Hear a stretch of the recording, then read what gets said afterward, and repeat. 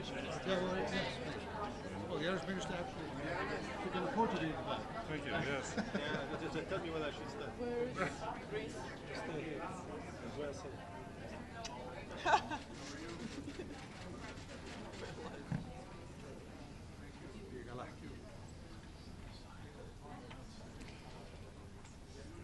Dear ladies and gentlemen, distinguished colleagues, I would like to read out the joint statement.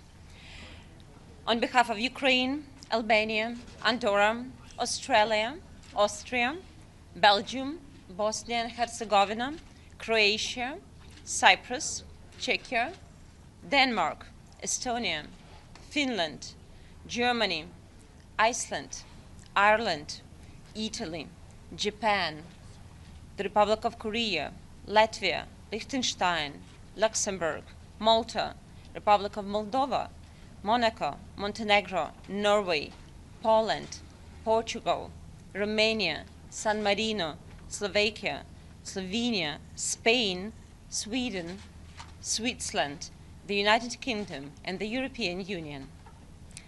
Today we mark the 3 years since the beginning of Russia's illegal and unprovoked full-scale invasion of Ukraine. We reiterate our resolute condemnation of this flagrant violation of international law. In a fluid geopolitical environment, it is a strong signal that the UN membership made an appeal for peace in Ukraine today. The General Assembly has demanded an early end to this war of aggression and a just, lasting, and comprehensive peace in Ukraine in line with the UN Charter. It also reiterated the urgent need to end the war this year and to redouble our diplomatic efforts to achieve such peace. It is profoundly important that the UN General Assembly reaffirmed its clear support for international law and the principles of sovereignty and territorial integrity enshrined in the UN Charter. I want to stress that any peace that risks rewarding aggression increases the risk for any country, wherever in the world, to face similar aggression. It creates a dangerous precedent for the future, undermining the principles of international law and the sovereignty of all nations. We deplore Russia's failure to implement the UN General Assembly's resolution adopted at the 11th Emergency Special Session. We reiterate our demand to Russia to stop the war of aggression against Ukraine and to ensure the full, immediate, and unconditional withdrawal of all Russian forces and military equipment from the territory of Ukraine within its internationally recognized borders. We also demand a cessation of hostilities by Russia against Ukraine, in particular of any attacks against civilians and civilian objects. We will continue working on ensuring accountability for serious crimes under international law committed on the territory of Ukraine as part of Russia's aggression. We reiterate that the International Court of Justice order of March 2022 obliges Russia to immediately suspend its military operation on the territory of Ukraine. We reaffirm our unwavering support for Ukraine's independence, sovereignty, and territorial integrity within its internationally recognized borders, extending to its territorial waters. Thank you. Thank you. Madam Minister, how would you characterize Ukraine's relationship with Washington now following the actions that happened this morning? We have a really good working relationship. Thank you. Ambassador, we were just told that President Zelensky is going to be at the White House in the next few days. President Trump just said that, to sign the minerals agreement. Can you talk more about it? You will be informed in the due course. But the United States didn't support your project of the resolution. What's your action? We have just adopted our resolution, which is based on the UN Charter and contains very important provisions: aggression, the condemnation of Russia's aggression, accountability for the Russian crimes, and the principles of territorial integrity enshrined in the UN Charter, and the way to the comprehensive, just, and lasting peace for Ukraine. I thank you. Thank you.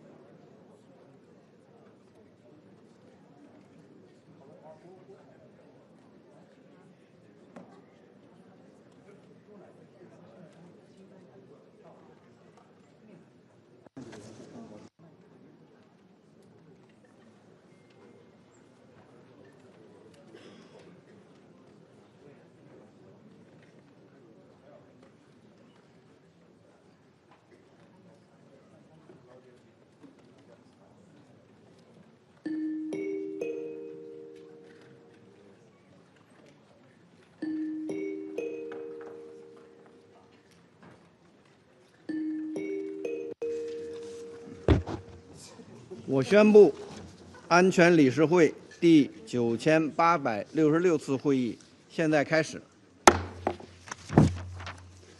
本次会议的临时议程是维护乌克兰和平与安全。议程通过。我现在请法国代表发言。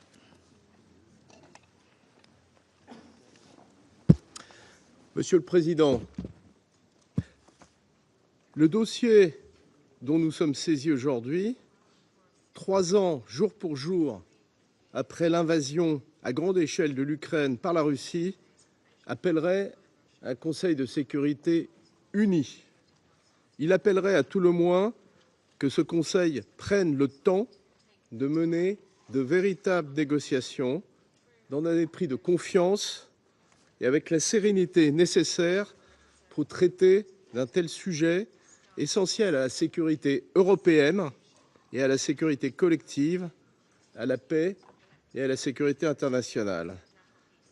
Nous souhaitons exprimer notre préoccupation quant au fait que le projet de texte qui nous a été soumis a été introduit sans réelle négociation parmi les membres de ce Conseil. C'est pourquoi j'ai l'honneur de présenter, au nom de la France, du Royaume-Uni, du Danemark et de la Grèce, une motion visant à ajourner la présente session, conformément à l'article 33 du règlement provisoire de ce Conseil, jusqu'au 25 février à 15 h, afin que nous puissions prendre le temps nécessaire d'examiner cette question. Je vous remercie. 我感谢法国代表的发言，下面我请英国代表发言。Thank you, President. I wanted to say that we strongly support the request made by France to adjourn this meeting until tomorrow at 3 o'clock. We note that the draft resolution, authored by the United States, was circulated late on Friday evening without consultations, depriving Council members of the opportunity to fully consider and negotiate the text. We would urge colleagues to vote in favour of the request to adjourn the meeting under Rule 33 of the Provisional Rules of Procedure, noting that there has been a precedent for such a request. I thank you, President. 感谢英国代表的发言，下面我请美国代表发言。Thank you, Mr. President. The United States strongly opposes the proposal to delay voting on our resolution. I would note that the United States already acceded to the request of some members of the Council to delay this meeting because we had originally requested to have the meeting convened this morning.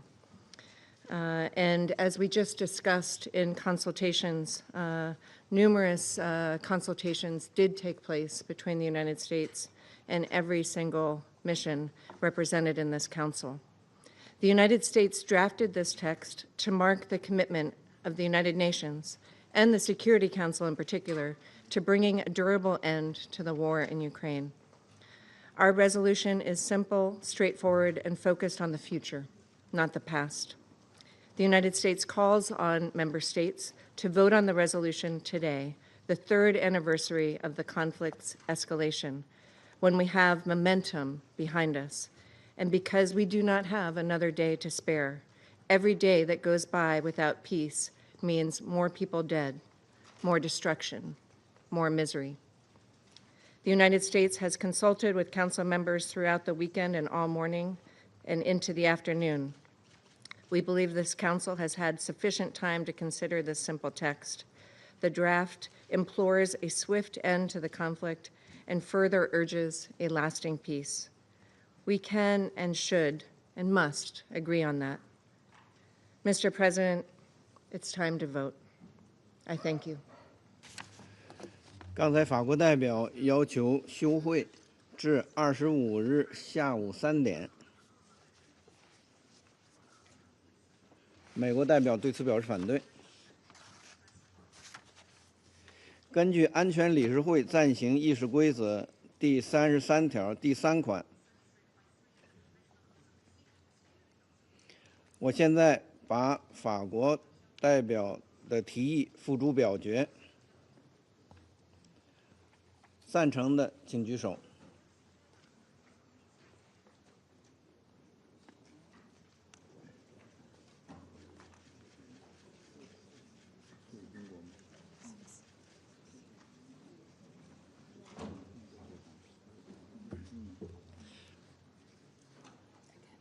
反对的请举手。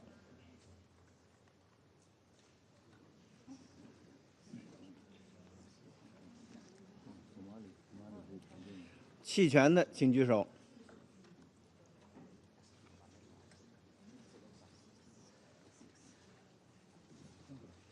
通过了吧？这算通过了吗？没通过。表决结果如下。Is it adopted? Approved? No.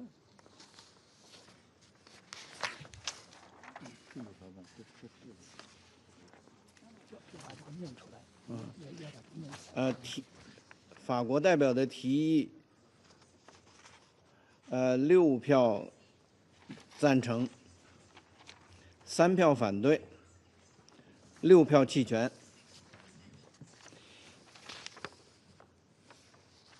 因为没有得到9票赞成，提议被否决。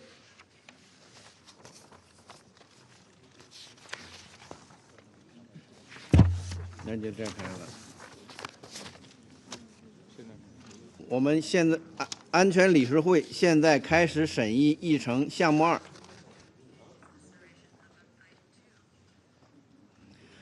安理会成员面前有 S/2025/119号文件，即美国提出的决议草案案文。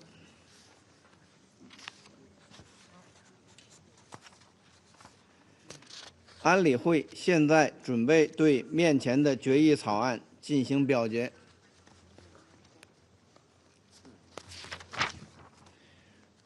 我现在请想在表决前发言的安理会成员发言。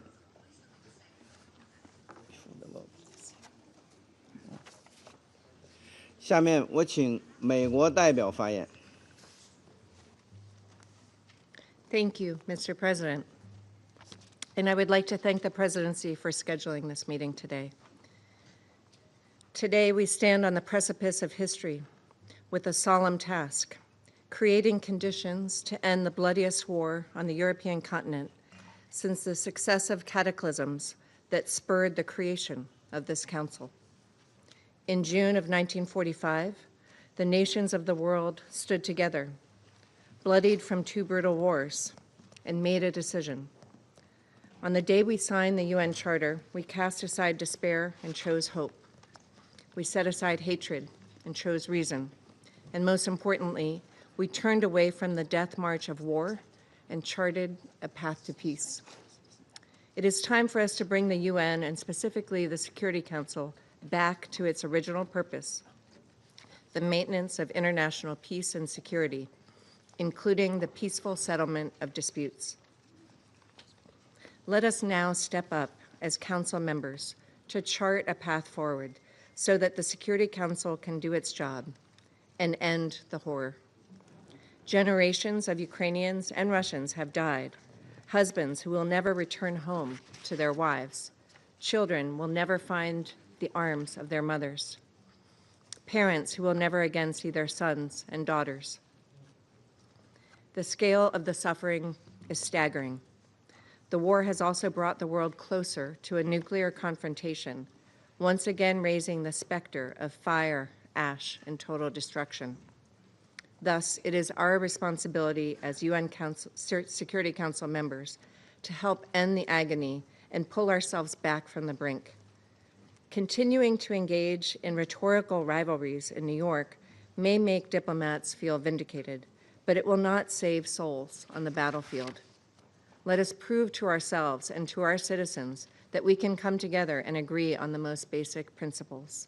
Let us show one another that the bold vision of peace that once pulled us out of hell can prevail. Our draft resolution is elegant in its simplicity, a symbolic, simple first step toward peace. The 3 brief paragraphs echo the spirit of the UN Charter and must, as in 1945, affirm that this war is awful, that the UN can help end it, and that peace is possible.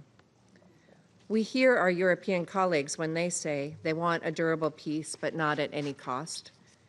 Mr. President, to them I would say, rest assured that we too seek this durable peace, and we would remind these colleagues that this resolution is not a peace deal, and it imposes no costs. Rather, this resolution represents the path to peace. We urge all Security Council members to join the United States under the bold leadership of President Trump in this effort to vanquish the scourge of this war. We urge all Council members to join us on this path to peace. As a final note, the United States has called this meeting, which has already, with U.S. assent, been rescheduled once. I thank you, Mr. President. 我感谢美国代表的发言。下面我请英国代表发言。 We are introducing amendments on behalf of Denmark, Greece, France, Slovenia, and the United Kingdom. There can be no equivalence between Russia and Ukraine in how this Council refers to this war. Russia chose to launch a war of aggression against a sovereign state, costing hundreds of thousands of lives. The Council must be clear on this to find a path to a sustainable peace. We must also be clear that peace must respect the UN Charter and Ukraine's sovereignty and territorial integrity within its internationally recognized borders. These are core principles. Upholding the Charter is the responsibility of every member of the UN, especially this Council. Earlier today, in the UN General Assembly, there was widespread support for these amendments among the wider UN membership. We would hope that all in this Council would be able to support similar language. As such, Mr. President, we request, first, to replace, I quote, the Russia-Ukraine conflict, unquote, in paragraph 1 with, quote, the full-scale invasion of Ukraine by the Russian Federation, end quote.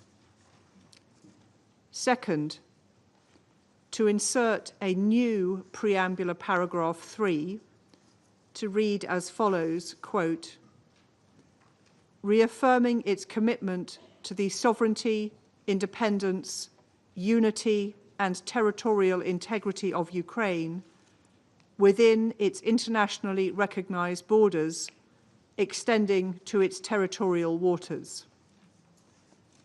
Third, and to amend the operational paragraph so it would read, quote, implores a swift end to the conflict and further urges a just, lasting, and comprehensive peace between Ukraine and Russia in line with the UN Charter and the principles of sovereign equality and territorial integrity of states, end quote. I thank you, President. 我感谢英国代表的发言。下面我请法国代表发言。Monsieur le Président, les amendements que nous proposons et que la représentante du Royaume-Uni vient de présenter visent à marquer notre attachement résolu, après 3 ans de guerre, pour une paix globale, juste et durable en Ukraine. Une paix qui doit avoir pour fondement la Charte des Nations Unies et le droit international. Une paix qui doit respecter la souveraineté, l'intégrité territoriale et l'indépendance de l'Ukraine. Une paix qui ne peut en aucun cas être synonyme de capitulation de l'agressé. Ces amendements visent aussi à rappeler qu'il y a dans ce conflit un agresseur et un agressé. Je rappelle qu'il y a 3 ans, jour pour jour, la Russie agressait brutalement un État souverain, l'Ukraine, qui ne la menaçait en rien et dont elle occupait déjà illégalement une partie du territoire depuis 2014. La France a déjà porté ce matin, avec 23 États membres de l'Union européenne et le Royaume-Uni, 3 amendements sur le projet de résolution déposé par les États-Unis d'Amérique à l'Assemblée générale. Elle restera pleinement engagée pour soutenir la Charte des Nations unies et ses principes et garantir que la paix que nous appelons de nos vœux pour l'Ukraine soit solide, durable et juste. Je vous remercie. 感谢法国代表的发言，下面我请俄罗斯代表发言。 Господин председатель, американский проект резолюции по украинскому кризису мы в целом рассматриваем как здравую инициативу, шаг в правильном направлении, отражающий стремление новой администрации Белого дома внести реальный вклад в мирное урегулирование конфликта. Ценим уже неоднократно высказанное президентом Трампом понимание того, что у украинского кризиса есть свои глубинные причины. С тем, чтобы эта инициатива в большей мере соответствовала пониманиям, достигнутым в ходе российско-американских контактов на высшем и высоком уровнях, мы предлагаем в него поправку о необходимости устранения коренных причин украинского кризиса, которая звучит следующим образом.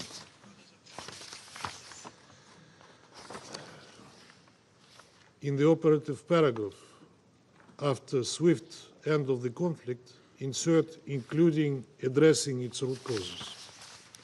Без этого невозможно устойчивое и долгосрочное урегулирование, о котором говорится в единственном оперативном пункте документа. Мы также представляем вторую поправку, которая точнее бы отражала рассматриваемый пункт повестки Совета Безопасности и природу кризиса. Предлагаем в первом преамбульном пункте вести речь о конфликте вокруг Украины, а в единственном оперативном пункте об устойчивом мире на Украине. То есть, in preamble paragraph 1, replace Russian Federation-Ukraine conflict with conflict around Ukraine, and in the operative paragraph, replace between Ukraine and the Russian Federation within Ukraine. Не можем согласиться с интерпретацией конфликта как исключительно двустороннего противостояния, когда давно понятно, что руками киевского режима действуют его западные, прежде всего европейские спонсоры. Для них представлять это как российско-украинский конфликт – удобная картина мира, за которой комфортно скрыться. В противном случае им придется признавать свою неприглядную роль в генезисе украинского конфликта. Призываем членов Совета поддержать эти изменения. Что касается поправок, представленных европейскими странами, то они откровенно подменяют суть американского текста, превращая его в очередной антироссийский ультиматум в духе Бюргенштокского процесса. Мы будем голосовать против их принятия и призываем остальных поступить так же. Благодарю вас.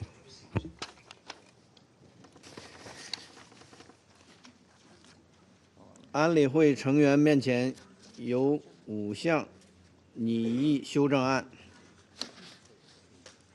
拟对美国在 S-2025-112号文件中提出的决议草案案文作出修正。其中3项修正案由丹麦、法国、希腊、斯洛文尼亚和英国联合提出，2项修正案由俄罗斯提交。安理会暂行议事规则第36条规定如下：对于动议或决议草案，如有2个或2个以上的修正案，主席应决定这些修正案付诸表决的次序。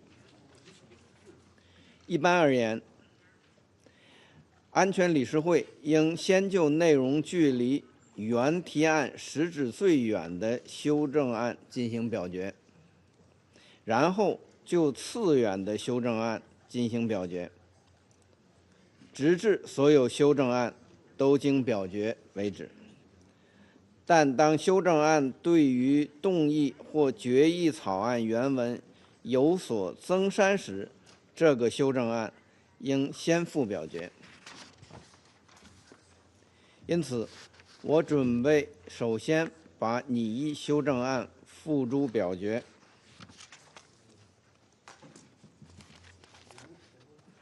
现在是先法国吗？先俄罗斯吗？将俄罗斯在 S-2025-118 号文件中提出的对序言部分第一段和执行部分第一段的拟议修正案付诸表决。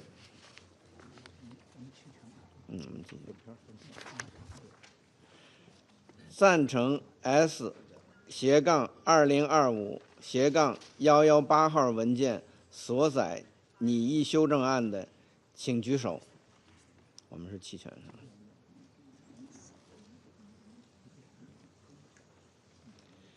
反对的，请举手。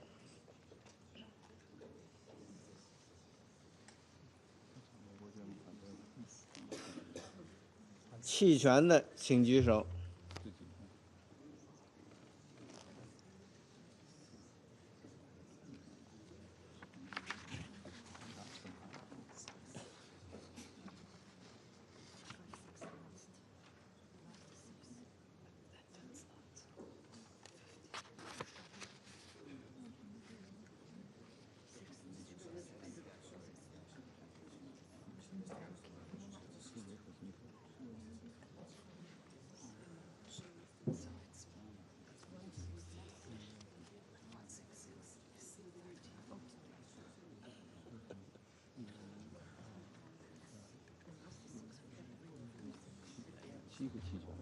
7个弃权。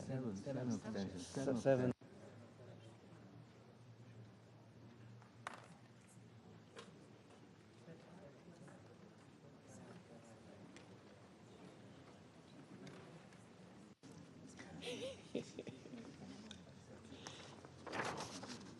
表决结果如下：1票赞成，7票反对，7票弃权。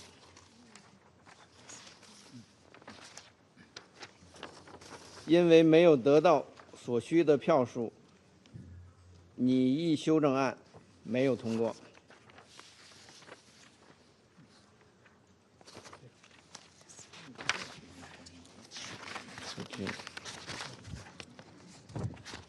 还有12，还不是美国、俄罗斯。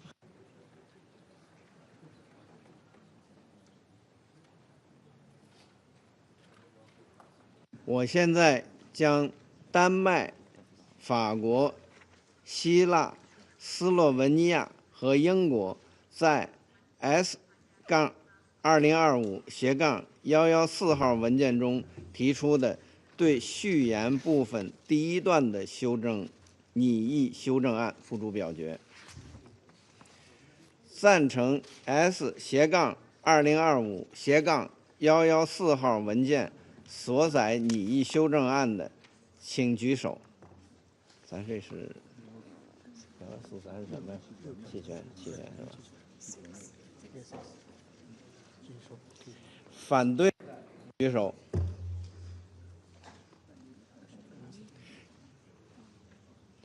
弃权的请举手。这是弃权是吧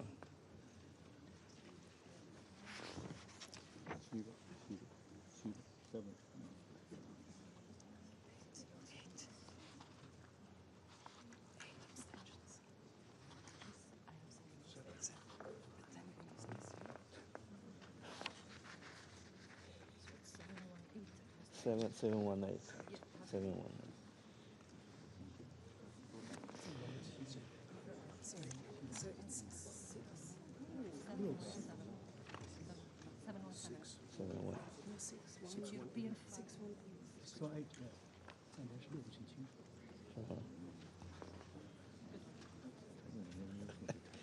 随啥弄？表决结果如下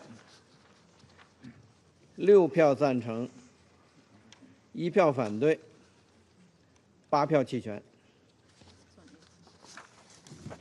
这通过了吗？没有。因为没有得到所需的票数，拟议修正案没有通过。这是要我哈。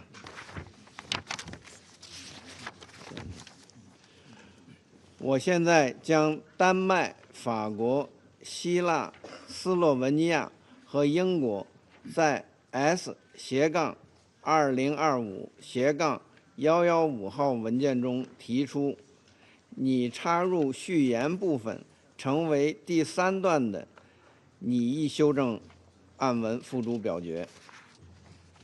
赞成 S/2025/115号文件所载拟议修正案的，请举手。这是我们也是弃权，我们是弃权吧？对，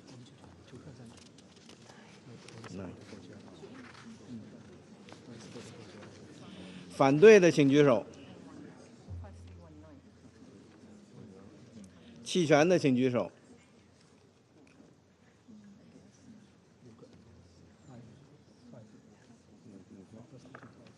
那这就是 veto。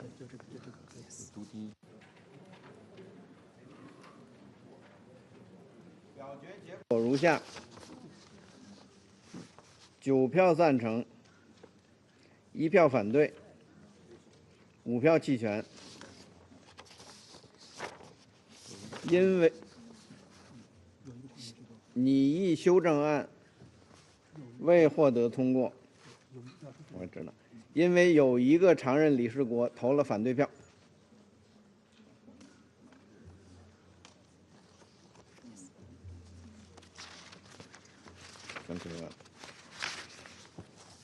我现在将丹麦、法国、希腊、斯洛文尼亚和英国在 S/2025/116号文件中提出的对执行部分第1段的拟议修正案付诸表决。这是赞成 S/2025/116号文件所载拟议修正案的，请举手。这是什么？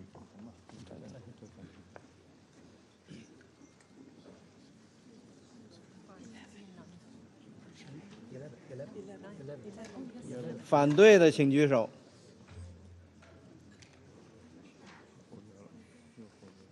弃权的请举手。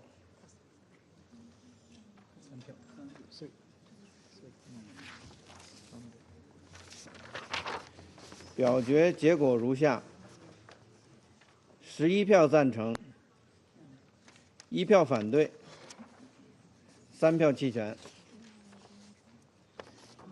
有1个常任理事国投了反对票，拟议修正案没有通过。下一个是真切团。我现在将俄罗斯在 S/2025/117号文件中提出的对执行部分第1段的拟议修正案付诸表决。赞成 S/2025/117号文件所载拟议修正案的，请举手。这我们赞成。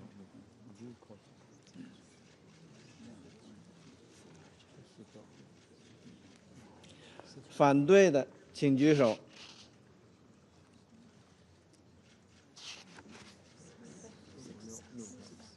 OK， 弃权的请举手。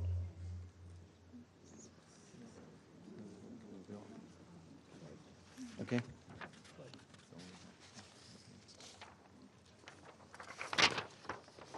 表决结果如下：4票赞成，6票反对，5票弃权。因为没有得到所需的票数，拟议修正案没有通过。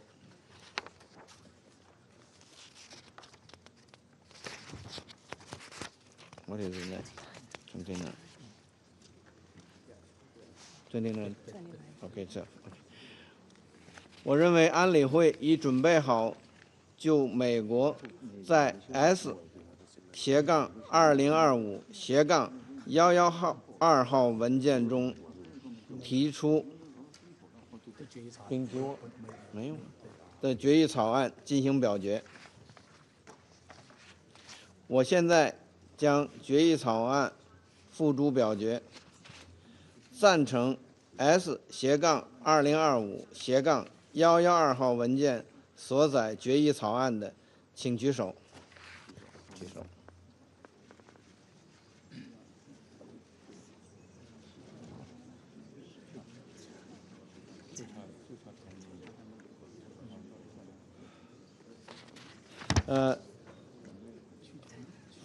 反对的请举手。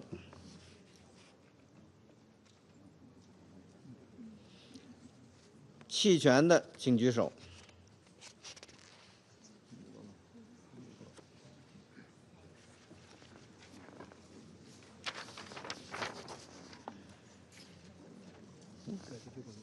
表决结果如下：10票赞成，0票反对，5票弃权。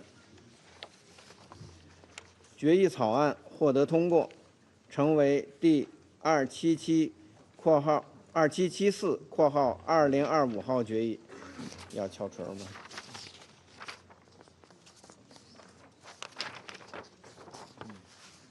我现在请想在表决后发言的安理会成员发言。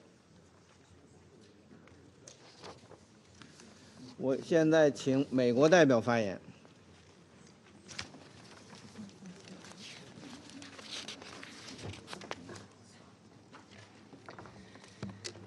Thank you, Mr. President. Mr. President and colleagues, the United States sincerely appreciates Council members' support for this resolution and applauds the action, the first this Council has taken in 3 years on Ukraine, to firmly call for an end to the conflict. This resolution puts us on the path to peace. It is a first step, but a crucial one of which we should all be proud. Now we must use it to build a peaceful future for Ukraine, Russia, and the international community. I thank you. 我感谢美国代表的发言，下面我请法国代表发言。Monsieur le Président, la France n'a pas voté en faveur du projet de résolution présenté par les États-Unis. En effet, si elle est pleinement engagée pour la paix en Ukraine, elle appelle à une paix globale, juste et durable, et certainement pas à la capitulation de l'agressé. Nous appelons à une paix qui devra avoir pour fondement la Charte des Nations Unies et le droit international. Elle devra marquer une distinction claire entre l'agresseur, à savoir la Russie, et l'agressé, l'Ukraine. Il n'y aura pas de paix et de sécurité nulle part si les agressions sont récompensées et si la loi de la jungle l'emporte. La paix que nous appelons de nos vœux devra respecter la souveraineté, l'intégrité territoriale et l'indépendance de l'Ukraine. Je vous remercie. 我感谢法国代表的发言，下面我请英国代表发言。Thank you, President.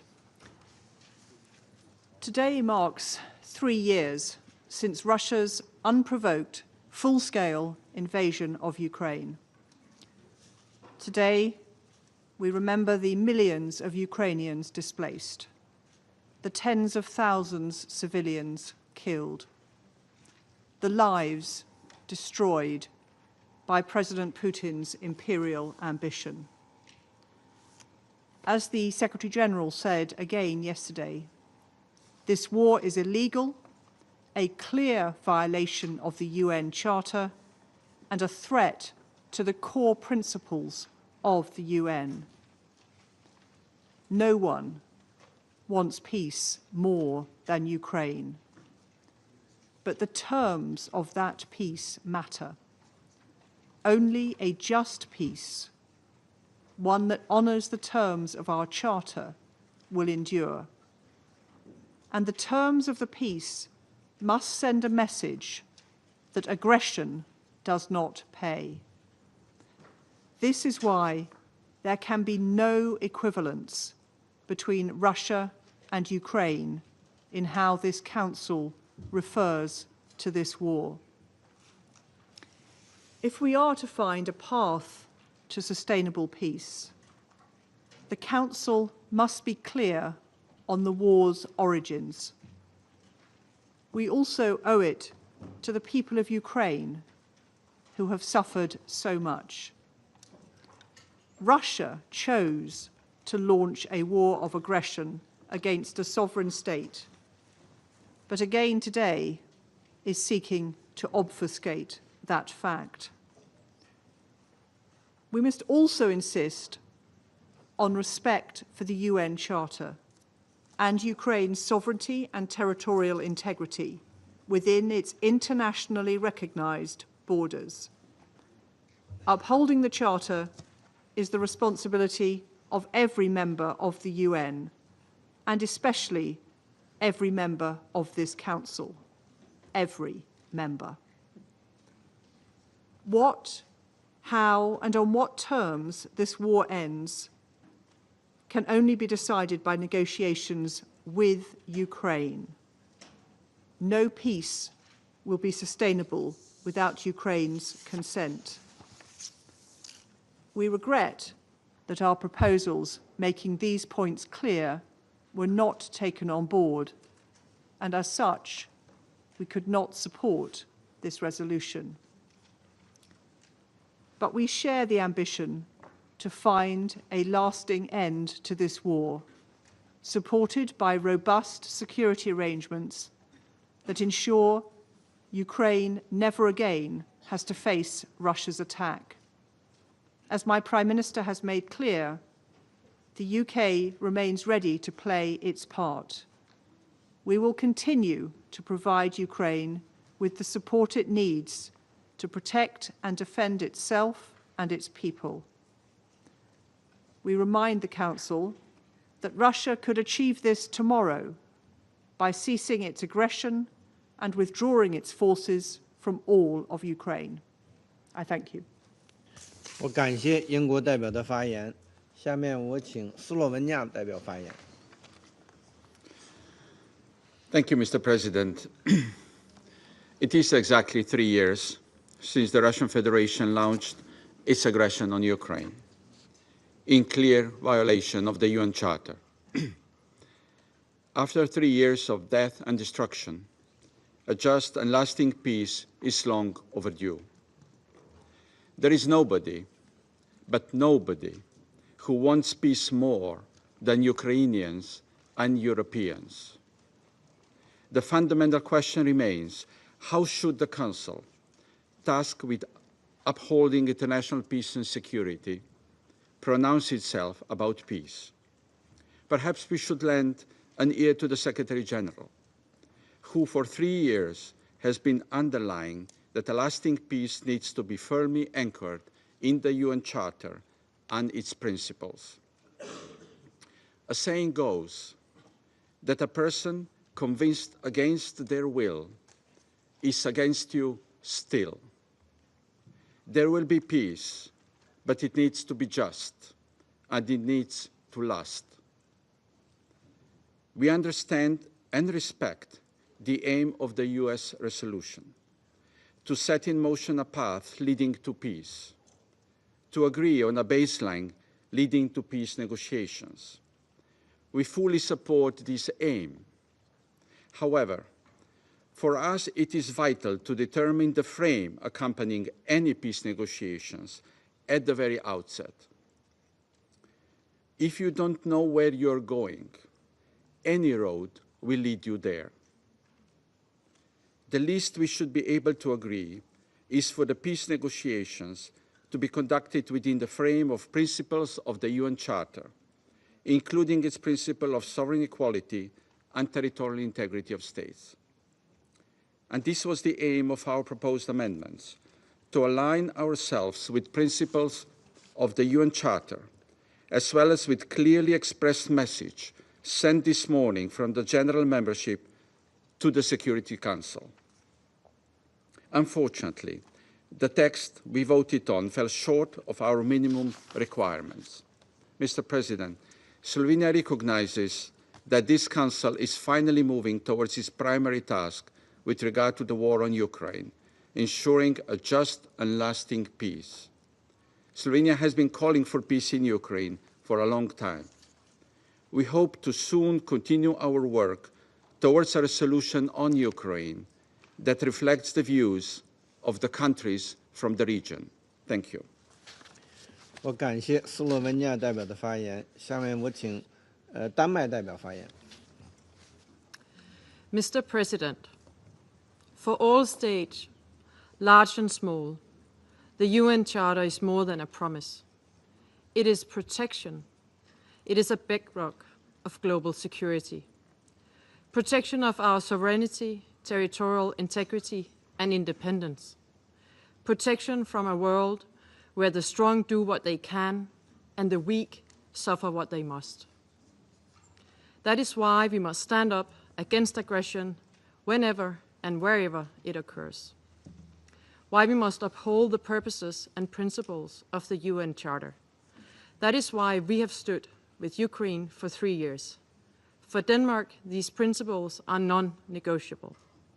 We entered this council with a promise to stand up for international law.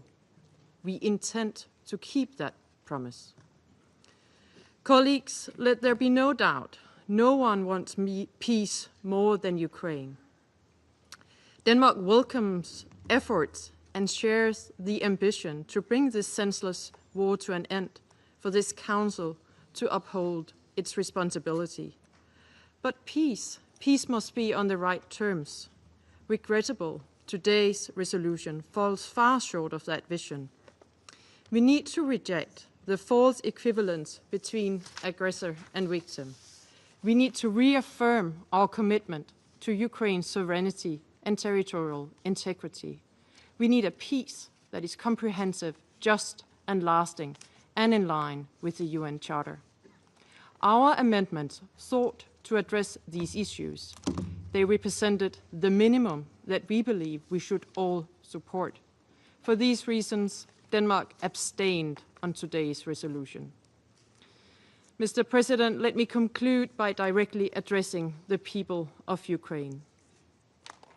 Denmark stands with you. We stand by your right to freely choose your future, to chart your own path, to simply exist.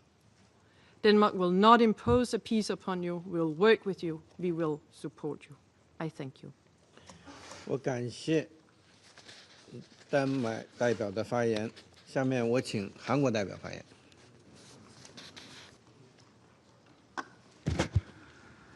Thank you, Mr. President. We believe there are two goals that everyone can agree on. One, this senseless and unlawful war must come to an end as soon as possible. And two, we must strive to uphold the fundamental principles of the UN Charter and international law. Now is the time to gather our wisdom and determination to simultaneously achieve both objectives as much as possible.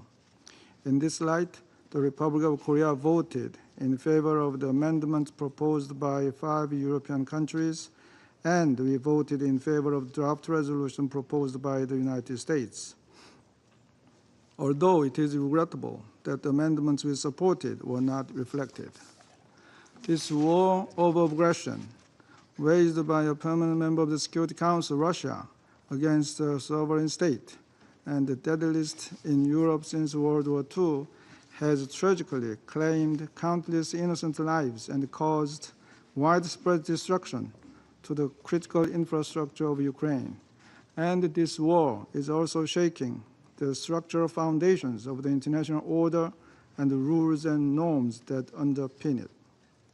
The Security Council adopted this resolution of historic significance today, emphasizing the international community's aspiration for the swift end of the war, while also urging lasting peace between Ukraine and Russia.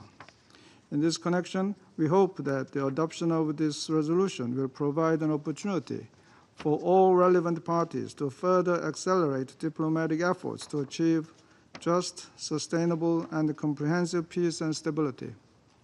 The Republic of Korea will firmly support all these efforts and also reaffirms our commitment to standing with the Ukrainian people as they persevere over the current hardship and rebuild their proud nation. I thank you, Mr. President.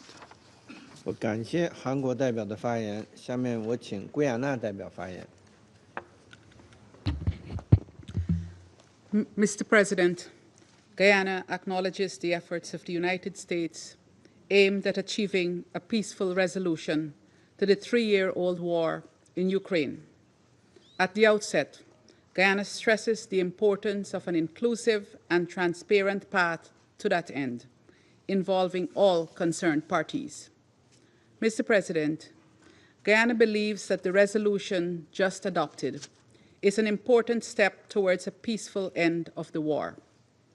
Notwithstanding, my delegation believes there would have been added value in affirming support for the principles and purposes of the Charter, particularly the obligation of member states to refrain from the threat or use of force against the territorial integrity or political independence of any state. This is the reason that Guyana voted in support of the Third Amendment tabled by the delegations of the United Kingdom, France, Slovenia, Denmark, and Greece, since the proposal addressed this important priority, in addition to emphasizing a just and lasting peace. Notwithstanding the omission of this element, Guyana supported the text, recognizing that it is an important contribution toward efforts aimed at ending the war. Our support for the resolution was also premised on the understanding that whatever agreements are made to secure an end to this war will be consistent with the principles and purposes of the UN Charter. As we have consistently reaffirmed, there is no military solution to this conflict. Therefore, as the parties move towards implementation of this resolution, Guyana urges the prioritization of dialogue and diplomacy as the only viable path to peace. For its part, Guyana remains committed to engaging constructively with all members of this Council and in any other diplomatic efforts that can secure a just and lasting peace between Ukraine and the Russian Federation. I thank you. 感谢圭亚那代表的发言，下面请巴基斯坦代表发言。Thank you, Mr. President. Pakistan has voted in favor of the US-sponsored resolution, The Path to Peace. This is in line with Pakistan's clear and consistent position on the conflict in Ukraine and our repeated calls for immediate cessation of hostilities and a negotiated settlement of this conflict. Mr. President, Pakistan remains deeply concerned by this tragic conflict, which now entering its 4th year has already left in its wake immense human suffering and massive damage to infrastructure, economy, and society. Apart from escalating geopolitical tensions, the economic consequences of this conflict have been particularly severe, especially for the large majority of developing countries who have been advocating peaceful resolution of this conflict through dialogue and diplomacy. However, even as the security, humanitarian, and economic crisis has intensified, the pursuit of peace has so far remained largely absent and elusive. A different approach was perhaps required. We therefore support this resolution's general call for pacific settlement of dispute and for bringing a swift end to this conflict in a manner that ensures lasting peace between Russia and Ukraine. This is a process that may be difficult and complicated, as with any such process, but 3 years since the start of this conflict, it is time for such a process to take hold. In this context, Mr. President, I would like to make the following points. First, peace is a common goal. It is through a collective, inclusive, and comprehensive approach that we can best achieve this goal. Second, the UN Charter and its principles should unequivocally serve as the North Star for all member states, especially in matters of international peace and security. Pakistan's position on this and other conflicts is based on adherence to the principles of self-determination for peoples, respect for sovereignty and territorial integrity of states, and non-acquisition of territory by threat or use of force. These principles must be respected and applied universally and consistently without any selectivity or double standards. Third, in today's interconnected world, confrontation and severance of communication cannot and should not be opted as an alternative to cooperation and dialogue. We are encouraged that efforts to bring an end to this conflict have gathered broader support. In this context, we take note of the recent high-level contacts between the leadership of the United States and the Russian Federation. Fourth, the sine qua non of dispute resolution is mutual respect and recognition among the relevant parties, comprehensive understanding of the underlying causes of the dispute, acknowledgement of the legitimate interests of all parties, and last but not the least, political will and sincere commitment from all sides to resolve the conflict.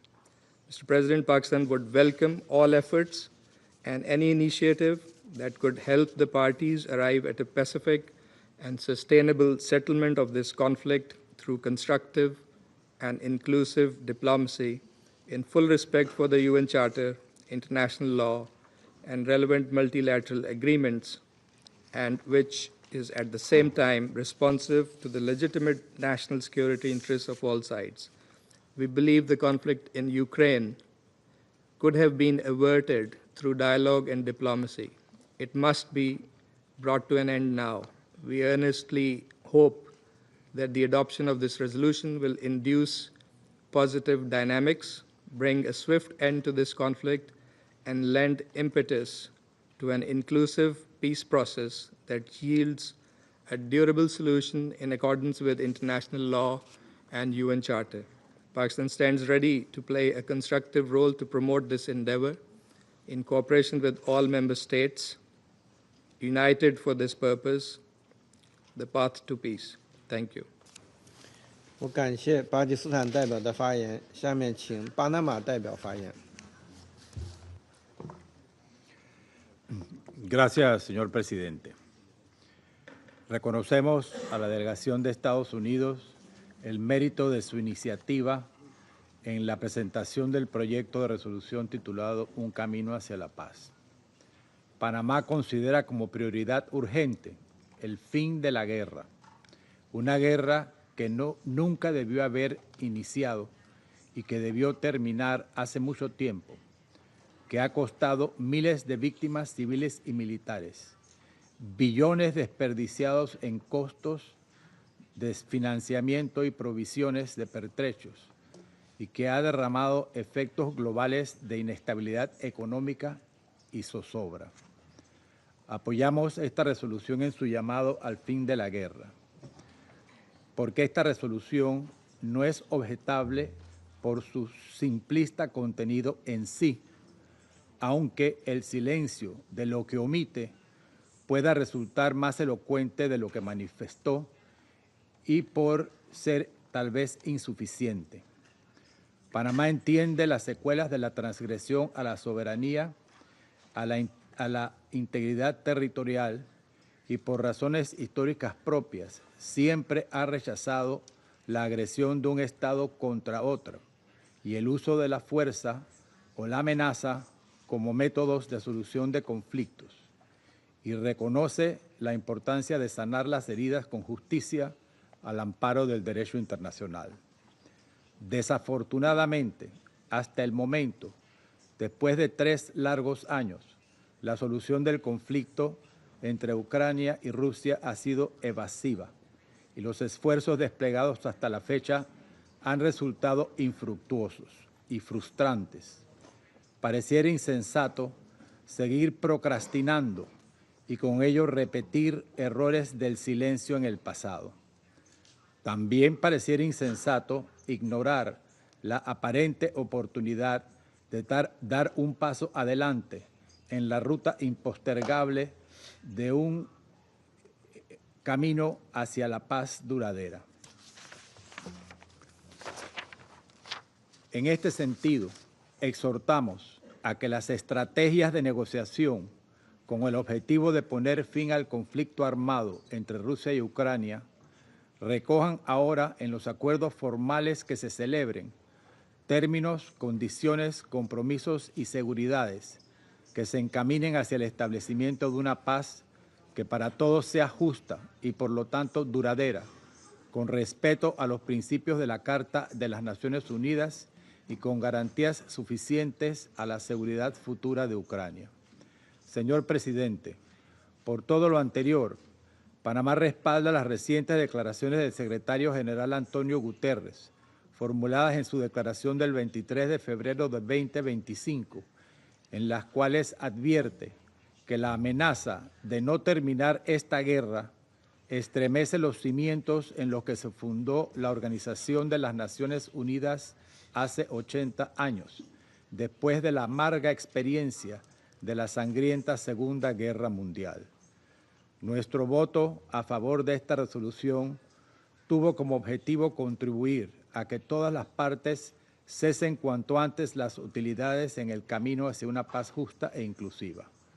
Panamá reitera su apoyo a todos los esfuerzos que permitan de manera constructiva finalizar esta guerra de una vez por todas. Muchas gracias. 感谢巴拿马代表的发言，下面请阿尔及利亚代表发言。 شكرا سيد الرئيس. لا يسعني في البداية إلا أن أذكر بموقف بلادي من هذا النزاع والذي لطالما عبرنا من خلاله على التخلي عن منطق المواجهة والتصعيد والاستقطاب وعن وضع أمن وسلامة شعوب المنطقة التي تعاني الويلات كل يوم في قمة الأولويات، وكذا عن ضرورة الالتزام الصارم بقواعد القانون الدولي بما في ذلك قواعد القانون الدولي الإنساني.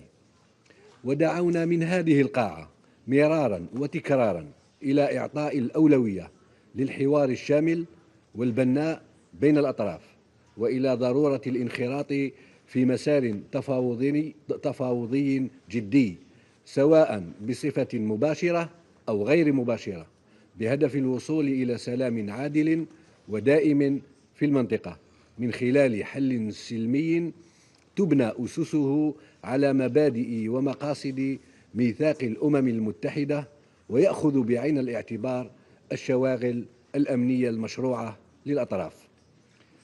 إن نداءنا هذا كان المعيار الوحيد الذي حددت به الجزائر موقفها اليوم خلال التصويت المعبر عنه، وستبقى الجزائر بنفس العزم والثبات على استعداد لدعم أي جهود دبلوماسية تسعى لوضع حد لإراقة الدماء وتسعى إلى تحقيق سلام دائم وعادل في أوكرانيا كما في المنطقة كلها. وشكرا.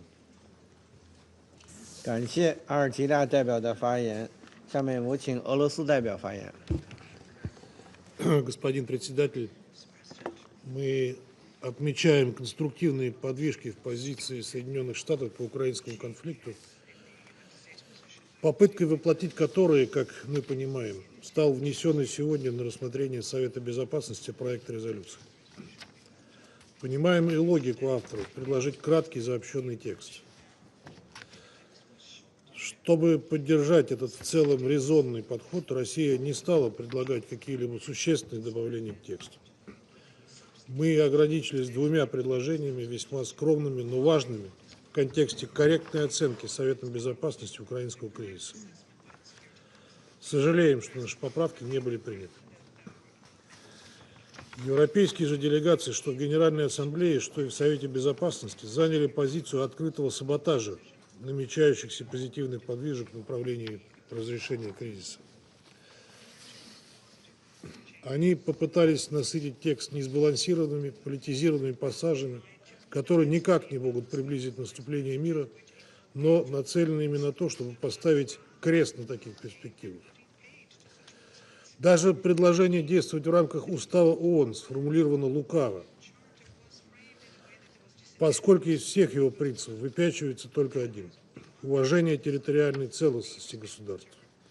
А об уважении прав человека и о праве нации на самоопределение в Евросоюзе и Великобритании применительно к Украине пытаются не вспоминать.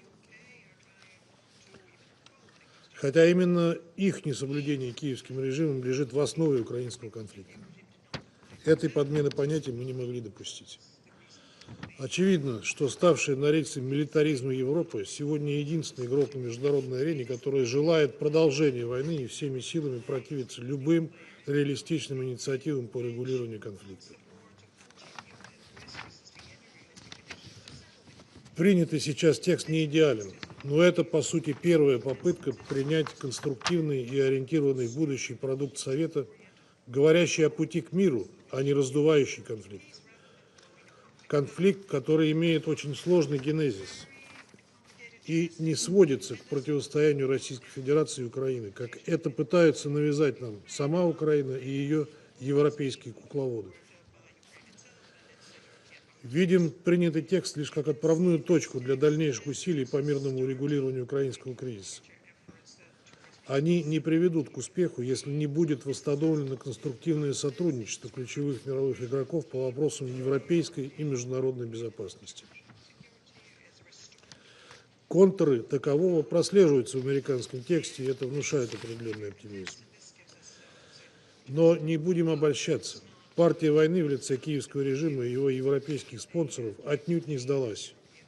И сегодняшняя попытка испортить и извратить американский текст это со всей очевидностью показывает.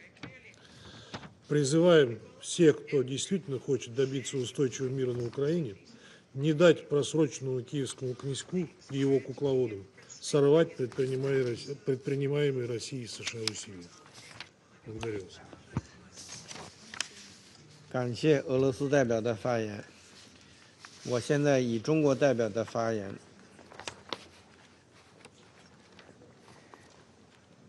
各位同事，对于美国提出的决议草案，以及英国、俄罗斯等提出的修正案，中方刚才的投票立场，体现了我们在乌克兰问题上的一贯的原则和主张。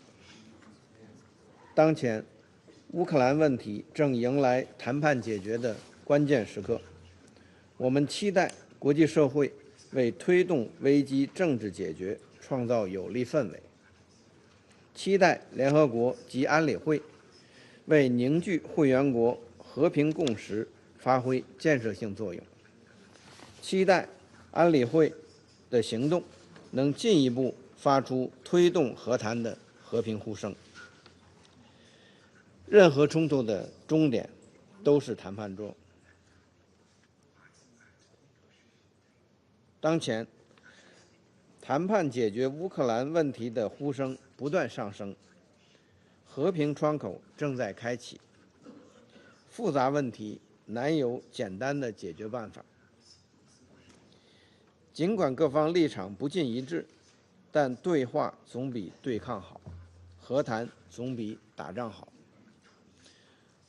中方支持一切致力于和平的努力。中方支持美俄两国达成的关于启动和谈的共识。中方期待各当事方和利益攸关方都能适时参与到和谈的进程中来，找到照顾彼此关切、公正持久的解决方案，达成有约束力、所有当事方都接受的和平协议。战事发生在欧洲大地，欧洲有必要为和平发挥作用，共同解决危机的根源性问题，找到均衡、有效、可持续的安全框架，实现欧洲大陆的长治久安。各位同事，中方在乌克兰问题上的主张客观、公正、理性、务实。中方始终主张危机尽早和平解决，始终按照习近平主席提出的4个应该，积极劝和促谈，始终强调各国主权和领土完整应得到尊重，联合国宪章宗旨和原则应得到遵守，各方合理安全关切应得到重视，一切致力于和平的努力应得到支持。中方派特使积极开展外交斡旋，同包括俄罗斯、乌克兰在内的有关各方保持接触，还同巴西等国发起和平之友小组，形成支持和推动和平的重要力量。中方愿根据当事方要求，考虑国际社会，尤其是全球南方国家的关切，继续为危机政治解决发挥建设性作用。现在发言名单上没有其他人了，我现在宣布休会。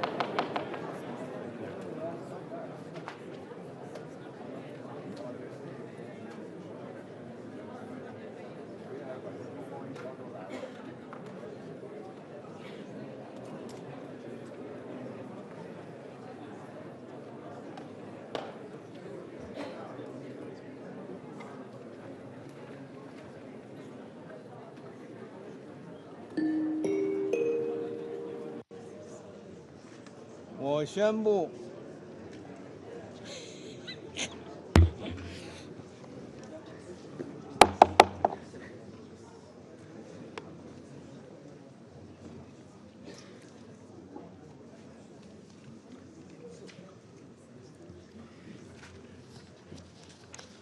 宣布安全理事会第9867次会议现在开始。本次会议的临时议程是维护乌克兰和平与安全。议程通过。我热烈欢迎尊敬的各位部长和其他高级别代表光临安理会会议厅。你们的出席凸显了会议所讨论议题的重要性。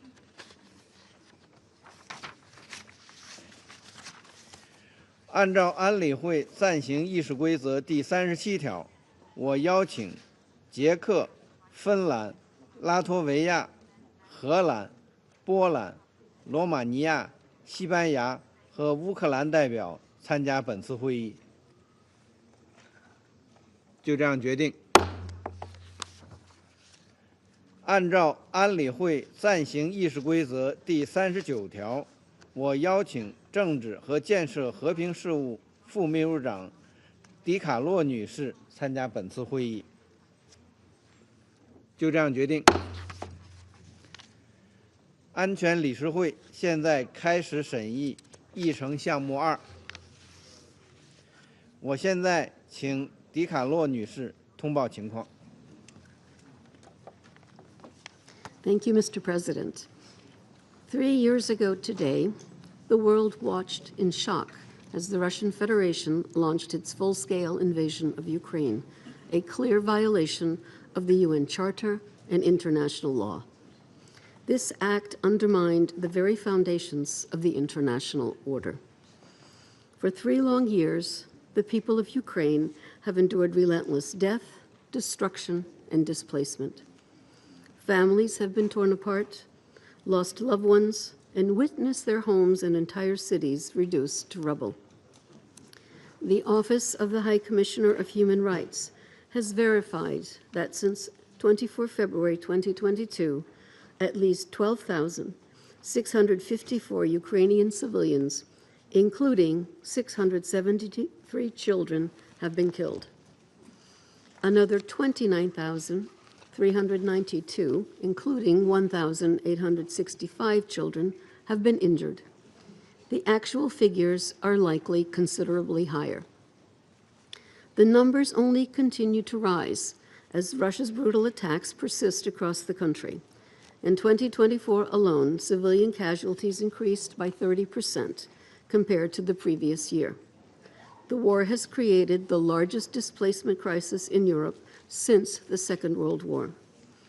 More than 10 million Ukrainians remain uprooted, 3.6 million displaced within Ukraine, and 6.9 million seeking refuge abroad. Many remain in precarious conditions, uncertain whether they will ever return home. Beyond the immediate physical devastation, the long-term psychological toll on an entire generation of Ukrainians is incalculable. Ukraine is now among the most heavily mined countries in the world. This is a deadly legacy that will take years to overcome, including its immense environmental consequences. The massive destruction of civilian infrastructure impacts millions. For 3 consecutive winters, repeated strikes on the energy grid have left communities without power, heating, or other essential services. Over 2 million families remain without adequate shelter. At least 790 attacks have damaged or destroyed medical facilities. This has put the lives of countless patients at risk, with medical professionals struggling to work under extreme circumstances. In 2024 alone, attacks on medical facilities tripled compared to the previous year. The education system has also been decimated. More than 3,600 schools and universities have been damaged, preventing 600,000 children from attending classes in person. Last year, attacks on educational facilities surged by 96% compared to 2023. Mr. President, over the past 3 years, the conflict has also escalated and expanded, not only across Ukraine, but into parts of the Russian Federation. We have seen reports by local Russian officials of increased civilian casualties and damage to civilian infrastructure in the Kursk, Belgorod, and Bryansk regions of the Russian Federation due to alleged Ukrainian attacks. It cannot be said often enough. Attacks against civilians and civilian infrastructure violate international humanitarian law. They are unacceptable no matter where they occur. The war's impact is also felt globally as it destabilizes economies, disrupts food security, and threatens international peace. The further internationalization of the conflict is deeply alarming, particularly with the reported deployment of troops from the Democratic People's Republic of Korea into the conflict zone. Moreover, the risk of a nuclear incident remains unacceptably high. A drone attack on 14 February caused a fire in the building confining the remains of the reactor destroyed in the 1986 Chernobyl accident. This incident once again underlines the persistent risks to nuclear safety in Ukraine. Mr. President, the United Nations is committed to assisting Ukraine in its recovery. We continue to work with our humanitarian partners to deliver life-saving assistance. In the past 3 years, over 200 interagency convoys have reached 810,000 people with assistance along the front line. However, without sustained funding, these critical efforts risk being suspended, which would leave 12.7 million people without the assistance they so desperately need. Further, we still do not have access to the estimated 1 million people in need of humanitarian aid in areas of Ukraine currently occupied by the Russian Federation. We recall that international humanitarian law requires the facilitation of rapid and unimpeded passage of humanitarian relief for all civilians in need, no matter where they live. International humanitarian law also prohibits attacks on humanitarian personnel and assets. And since February 2022, 25 aid workers have been killed in the line of duty and 86 others injured. There have been 236 documented incidents involving violence against humanitarian personnel, assets, and facilities. Humanitarian workers must be protected. Mr. President, the full-scale invasion brought a dramatic increase in the number of human rights violations in Ukraine, as reported by the UN Human Rights Monitoring Mission in Ukraine. OHCHR also documented the systemic and widespread use of torture, including sexual violence by Russian authorities against Ukrainian prisoners of war. OHCHR reports that 95% of Ukrainian POWs and 3/4 of Ukrainian civilian detainees interviewed have suffered torture or ill treatment in Russian captivity. Russian forces have executed at least 71 Ukrainian POWs since February 2022, with an alarming spike in executions since August 2024. And at least 170 civilians, including 5 children, have been executed in areas of Ukraine controlled by Russian authorities, including in places of detention. Meanwhile, about half of the 469 Russian POWs interviewed by OHCHR described torture and ill treatment, mostly during the initial stages of captivity. 26 of those interviewed reported having been subjected to sexual violence. The monitoring mission has also verified the execution of 26 Russian POWs. With one exception, these killings occurred in 2022 and early 2023.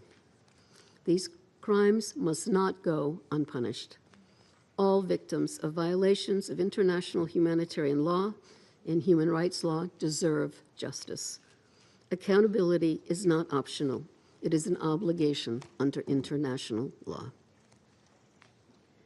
Mr. President, in its only consensual decision concerning Ukraine since the full-scale invasion, the presidential statement of 6 May 2022, the Security Council recalled that member states have undertaken, under the Charter of the United Nations, the obligation to settle their international disputes by peaceful means. The resolution the Council adopted a few minutes ago also urges a swift end to the conflict. Indeed, it is high time for peace in Ukraine. This peace must be just, sustainable, and comprehensive, in line with the Charter of the United Nations, international law, and resolutions of the General Assembly, including those adopted this morning. This includes full respect for the sovereignty, independence, and territorial integrity of Ukraine within its internationally recognized borders. Thank you, Mr. President. 我感谢提卡洛女士所做的通报。我现在请安理会成员发言。我现在请希腊外交部长耶拉彼得里蒂斯先生阁下发言。Thank you, Mr. President, for giving me the floor. And I would like to thank the Permanent Mission of China to the United Nations for convening this all-important high-level briefing.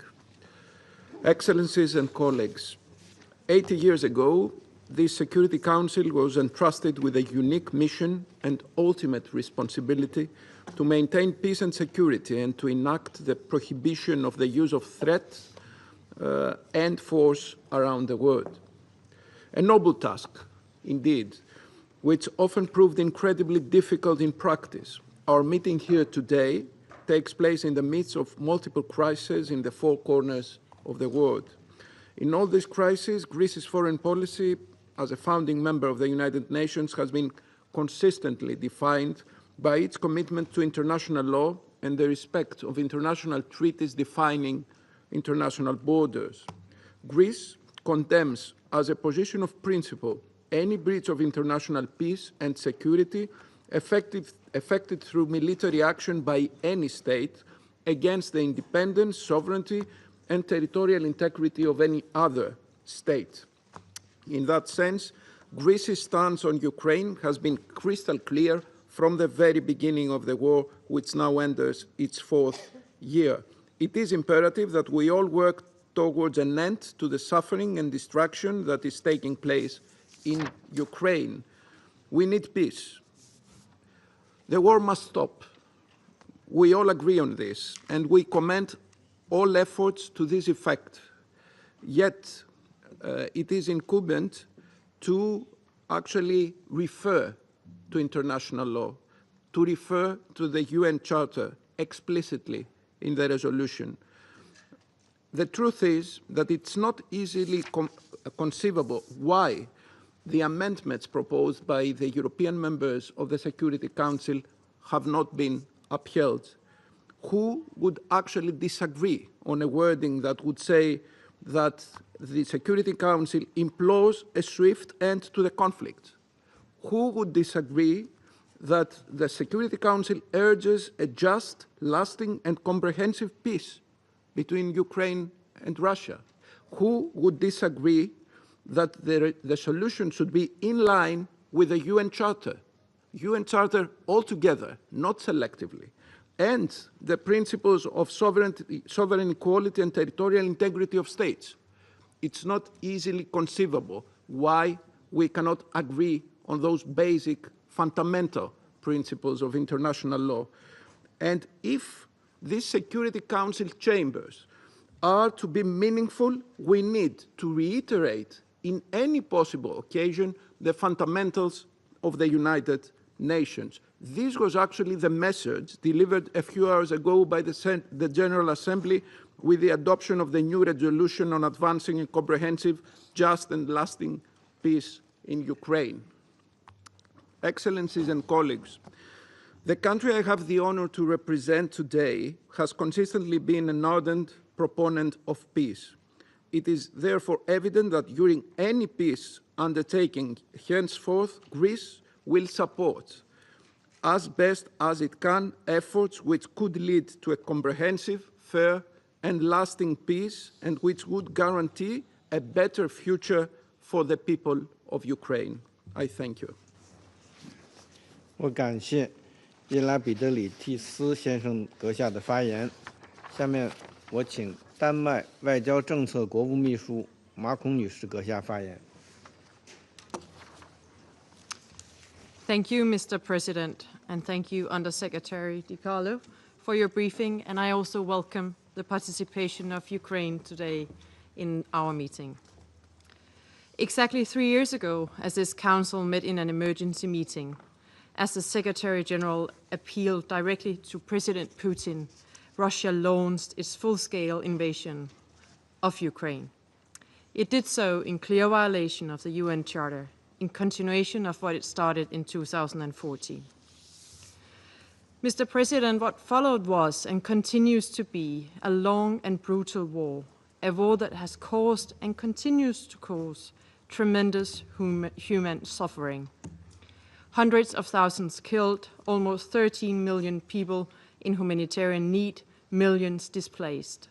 Attacks on homes, hospitals, schools, and critical energy infrastructure continue unabated.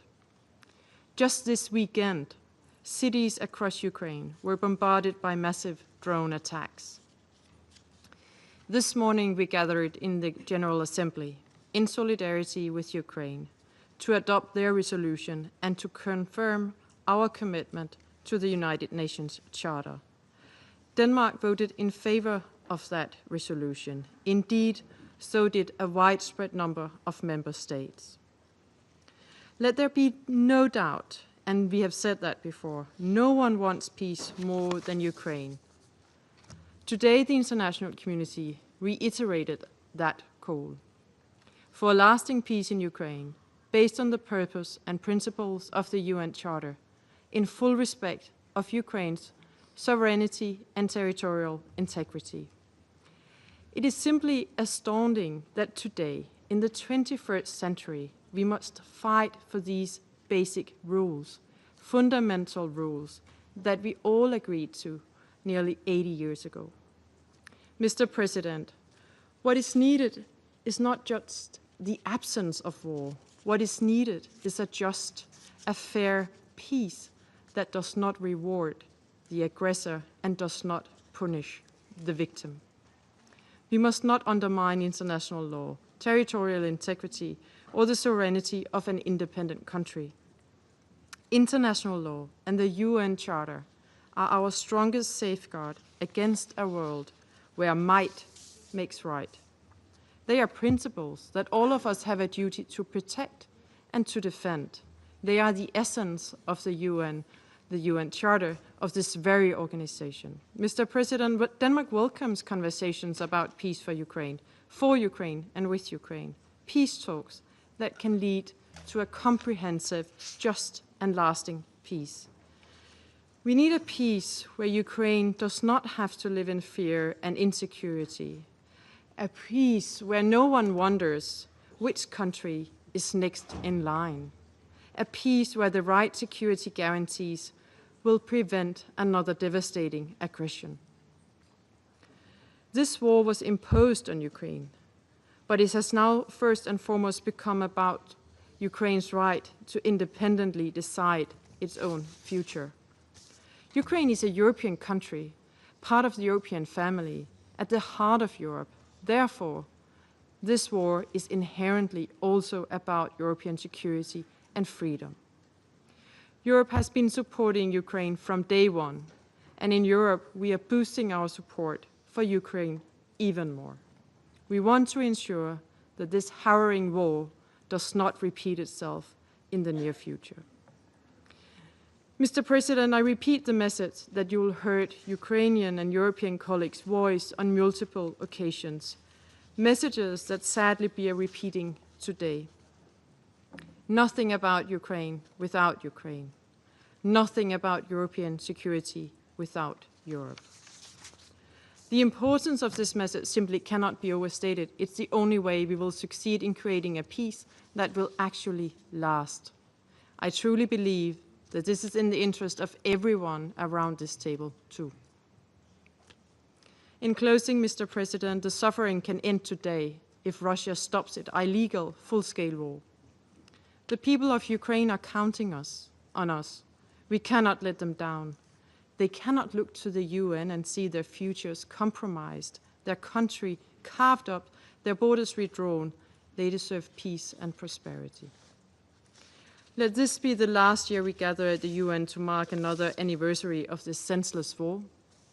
Let 2025 be the year that the war is brought to a just end for good. I thank you. 我感谢马孔女士阁下的发言。下面我请斯洛文尼亚代表发言。Thank you, Mr. President. And I would like to thank Undersecretary General Rosemary DiCarlo for her briefing. And I want to welcome to the Chamber Deputy Minister of Ukraine.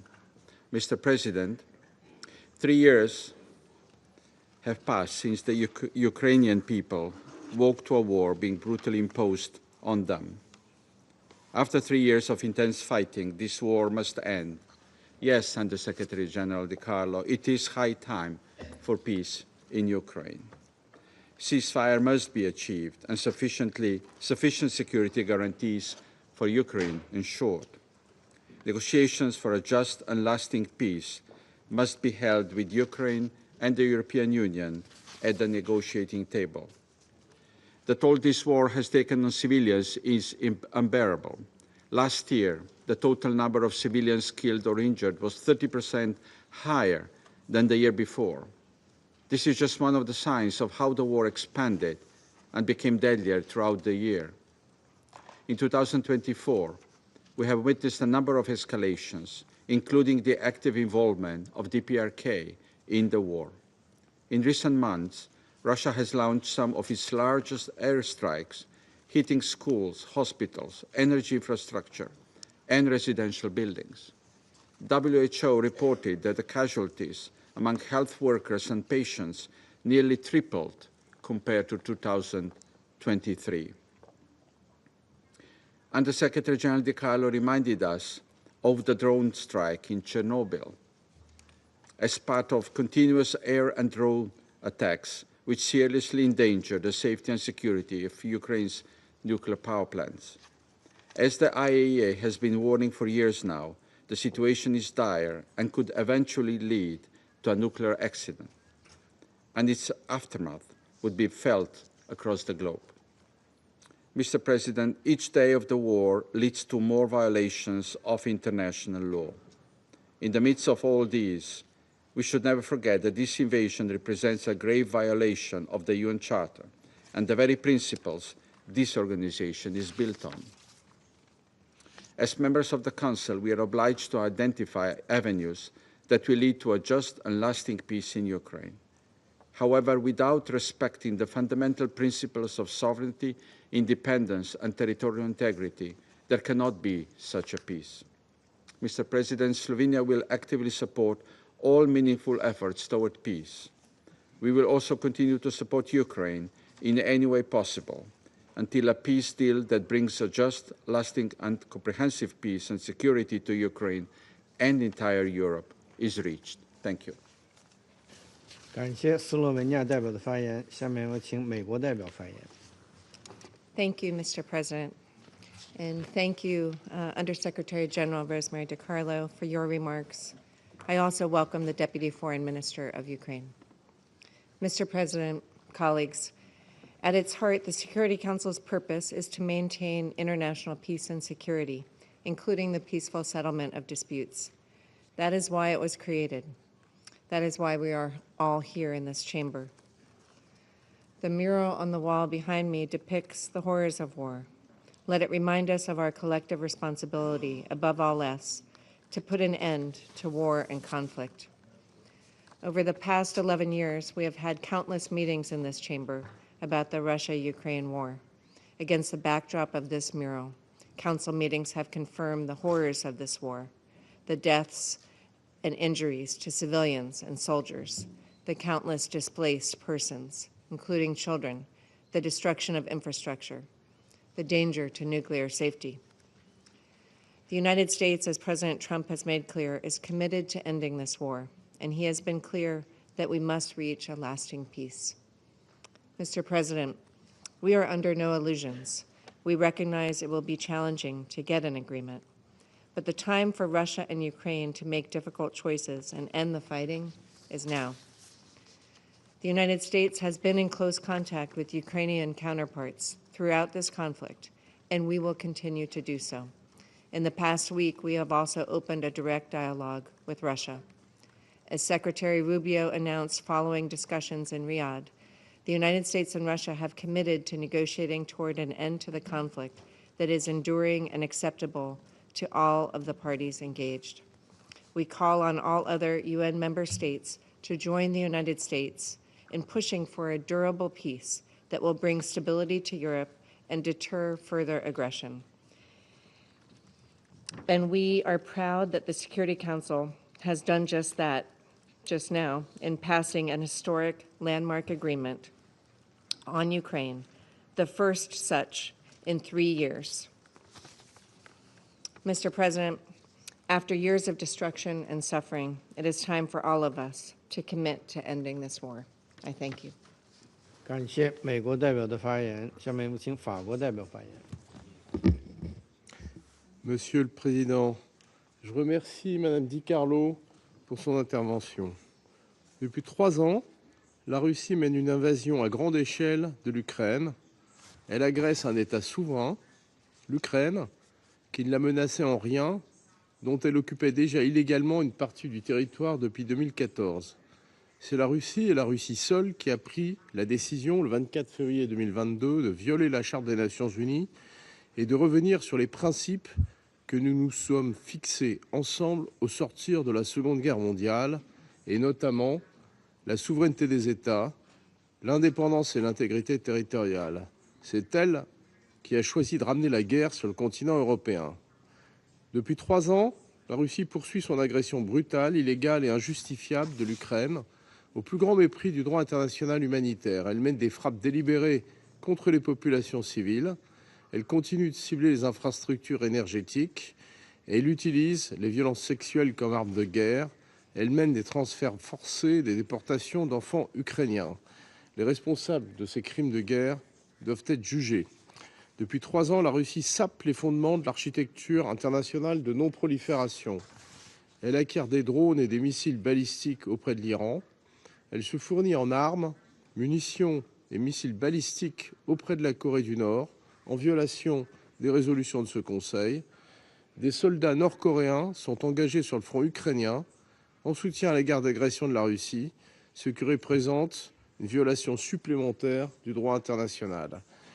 Nous tous, qui exprimons régulièrement notre soutien à la Cour internationale de justice, rappelons qu'une ordonnance de la Cour a demandé à la Russie dès le 16 mars 2022 de suspendre ses opérations militaires.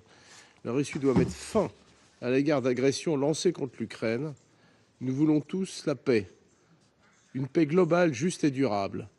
Pas un accord imposé sous la contrainte à l'agressé, aux autorités ukrainiennes, aux millions d'Ukrainiens qui résistent depuis 3 ans aux forces russes. Monsieur le Président, depuis 3 ans, l'Ukraine se défend face à l'agression russe, conformément à la charte. Le courage du président Zelensky, le courage de tous les Ukrainiens, force l'admiration et nous oblige. La France continuera d'apporter à l'Ukraine le soutien militaire et humanitaire dont elle a besoin, aussi longtemps que nécessaire, et elle est prête à le renforcer. L'Ukraine, État souverain, doit être libre de choisir toutes ses alliances et son destin. Un règlement du conflit qui se ferait sans l'Ukraine n'aurait aucun avenir. Il consacrerait la supériorité de la force sur le droit et préparerait les guerres de demain. Rien ne doit être décidé sur l'Ukraine sans l'Ukraine. L'agression russe représente aussi une menace directe pour l'ensemble du continent européen. L'Europe, dont la sécurité est en jeu, doit participer à toute négociation concernant un règlement du conflit. Rien ne doit être décidé sur la sécurité européenne sans les Européens. Monsieur le Président, il n'y aura de paix et de sécurité nulle part dans le monde si les agressions sont récompensées. Une paix qui laisserait l'agresseur imposer sa volonté par la force ne saurait être solide. La paix en Ukraine, pour être durable, devra s'accompagner de garanties de sécurité fortes et crédibles pour les Ukrainiens. Le président de la République, Emmanuel Macron, a réuni plusieurs dirigeants européens et internationaux pour travailler sur le sujet. Nous continuerons à avancer en lien avec l'ensemble des partenaires intéressés à la paix et à la sécurité en Europe dans cette direction. La paix en Ukraine, pour être juste, devra respecter la Charte des Nations Unies, ses principes, et donc la souveraineté et l'intégrité territoriale de l'Ukraine, comme l'a rappelé hier le secrétaire général des Nations Unies. Ce matin, pour la 8e et la 9e fois en 3 ans, et par 2 fois, l'Assemblée générale des Nations Unies a condamné l'agression russe et a appelé au respect de la souveraineté et de l'intégrité territoriale de l'Ukraine. L'Assemblée générale des Nations Unies, universelle, a été ce matin la boussole du droit, de la morale, de la compassion envers les victimes, de l'égalité souveraine des États, de la défense des fondements de l'ordre international. Ce Conseil doit en prendre acte et suivre cet exemple. Il doit réitérer son soutien à la Charte et qu'il n'y a pas de paix que dans le respect du droit et de la volonté des peuples. Celle du peuple ukrainien doit être entendue. Je vous remercie. 感谢法国代表的发言，下面请巴拿马代表发言。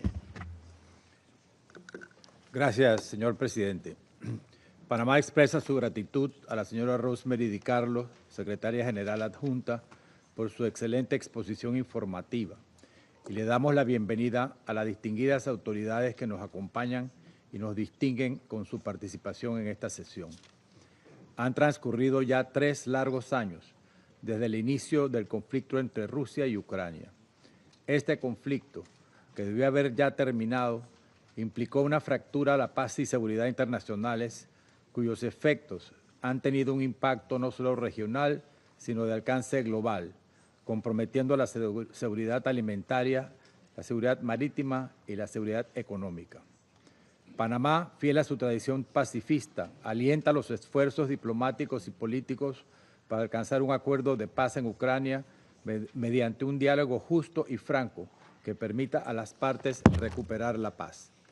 Los perjuicios causados por el ya largo conflicto, las muertes de militares, la matanza de civiles, el maltrato de prisioneros de guerra y de detenidos en forma arbitraria, el costo multibillonario del financiamiento y de la provisión de armamento a las partes en conflicto por terceros países, los costos económicos incalculables a los estados parte del conflicto y hasta el riesgo de un incidente nuclear hacen que la continuidad de este conflicto sea insostenible.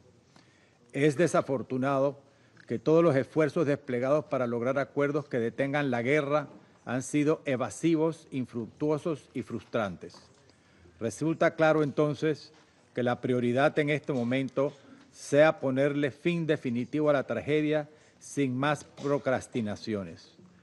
Por ello, Panamá se identifica con el eco del mensaje claro y contundente expresado por el secretario general de las Naciones Unidas, Antonio Guterres, que en su declaración divulgada el 23 de febrero de 2025 expresó en inglés: "Enough is enough". Señor presidente, Panamá es miembro fundador de esta organización, por lo que desde hace 80 años ha defendido los principios establecidos en la Carta de las Naciones Unidas, piedra angular del derecho internacional. Promovemos, por lo tanto, el respeto a la Carta de las Naciones Unidas, al derecho internacional, y por razones históricas propias hemos siempre rechazado y rechazamos las agresiones por parte de un Estado a otro, por considerar que son métodos indebidos para la solución de conflictos. Por el contrario, creemos firmemente en el multilateralismo para hacer valer el orden establecido con base a reglas, para prevenir los conflictos armados y mantener la paz y la seguridad internacionales duraderas, siempre apuntando a la resolución pacífica y diplomática de los conflictos. Panamá ha decidido, señor presidente, mirar hacia el futuro y por esta razón hemos apoyado los esfuerzos de los Estados Unidos de América en su objetivo de poner fin a esta guerra con el apoyo de la comunidad internacional. Hacemos votos para que los acuerdos que se celebren de manera formal para poner fin al conflicto armado entre Rusia y Ucrania incluyan términos, condiciones, compromisos y garantías que en forma concreta se negocien con la participación de las partes vinculadas, directa e indirectamente en el conflicto, y así se acuerden para poder erradicar la guerra y sus devastadoras consecuencias para alcanzar una paz que para todos sea justa, completa y duradera. Muchas gracias. 感谢巴拿马代表的发言，我现在请韩国代表发言。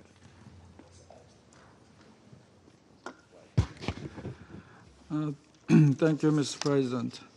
I'd like to extend my gratitude to U.S. City Carlo for her comprehensive briefing. Today marks the third anniversary of Russia's illegal invasion of Ukraine, and the war continues to rage on. The scars left by Russia's aggression are deeply profound. More than 10 million people, 25% of Ukraine's pre-war population, are now displaced, with around 7 million Ukrainian refugees seeking shelter abroad. Ukraine has lost control of about 1/5 of its territory, and much of the nation has been devastated. Its power generation capacity reduced to just 1/3 of pre-war levels. The core tenets of the UN Charter, largely upheld for 80 years since the United Nations founding, have been severely undermined by a permanent member of the Security Council throughout this war. Furthermore, the security dynamics between Europe and the Indo-Pacific have become increasingly intertwined. In light of this grave reality, I would like to share the following key points. First, we believe there are two goals that everyone can agree on. One, this senseless and unlawful war must come to an end as soon as possible. And two, we must strive to uphold the fundamental principles of the UN Charter and international law. Now is the time to gather our wisdom and the determination to simultaneously achieve both objectives as much as possible. Second, based on the experience of the 3-year-long Korean War, when full-scale armistice negotiations begin, the intensity of the conflict often escalates and casualties on the battlefields surge. Both sides must exercise the utmost restraint, as this is in no one's interest. All relevant parties should take this into consideration. Third, in the process of ending this brutal war, which has geopolitical and economic repercussions extending across the globe, the supporters of the UN's ideals and the friends of Ukraine must remain united. In doing so, a robust foundation for international cooperation must be established, addressing both post-war security and reconstruction. Mr. President, halting this war is not just a global imperative, but also essential for the security on the Korean Peninsula. The illegal military cooperation between Russia and North Korea, in blatant violation of multiple Security Council resolutions, must end immediately. In the mounting desperation, Moscow has turned to Pyongyang not only for an astronomical quantity of weapons, but also for manpower. Furthermore, Russia used its veto and dismantled the panel of experts of the DPRK Sanctions Committee in the Security Council last April, enabling it to conceal this illegal partnership. In return, North Korea is reportedly receiving military support involving arms and technological transfers, perhaps including sensitive satellite technologies. But the danger extends beyond such transactions. Now North Korean troops are gaining real battlefield experience in ways that pose a direct threat to the Republic of Korea's security. In conclusion, Mr. President, as a once war-torn nation, the Korean people poignantly understand the painstaking path to peace and recovery. To support Ukraine's humanitarian and reconstruction efforts, the Republic of Korea provided $400 million last year and will continue to contribute $2 billion financial package over the next 4 years. The Republic of Korea reaffirms its commitment to standing with the Ukrainian people as they overcome the current hardship and rebuild their proud nation. I thank you, Mr. President. 感谢韩国代表的发言，下面请英国代表发言。Thank you, President, and I start by thanking Under-Secretary General Di Carlo for her briefing today. Today marks the third year of President Putin's full-scale invasion forced on the Ukrainian and Russian people in clear breach of the UN Charter. So first of all, today, of all days, we pause to remember and honour the victims of this war, those who have lost their lives, their homes, their futures, their limbs, their childhoods, family members and friends, millions who have been displaced, tens of thousands who've lost their lives.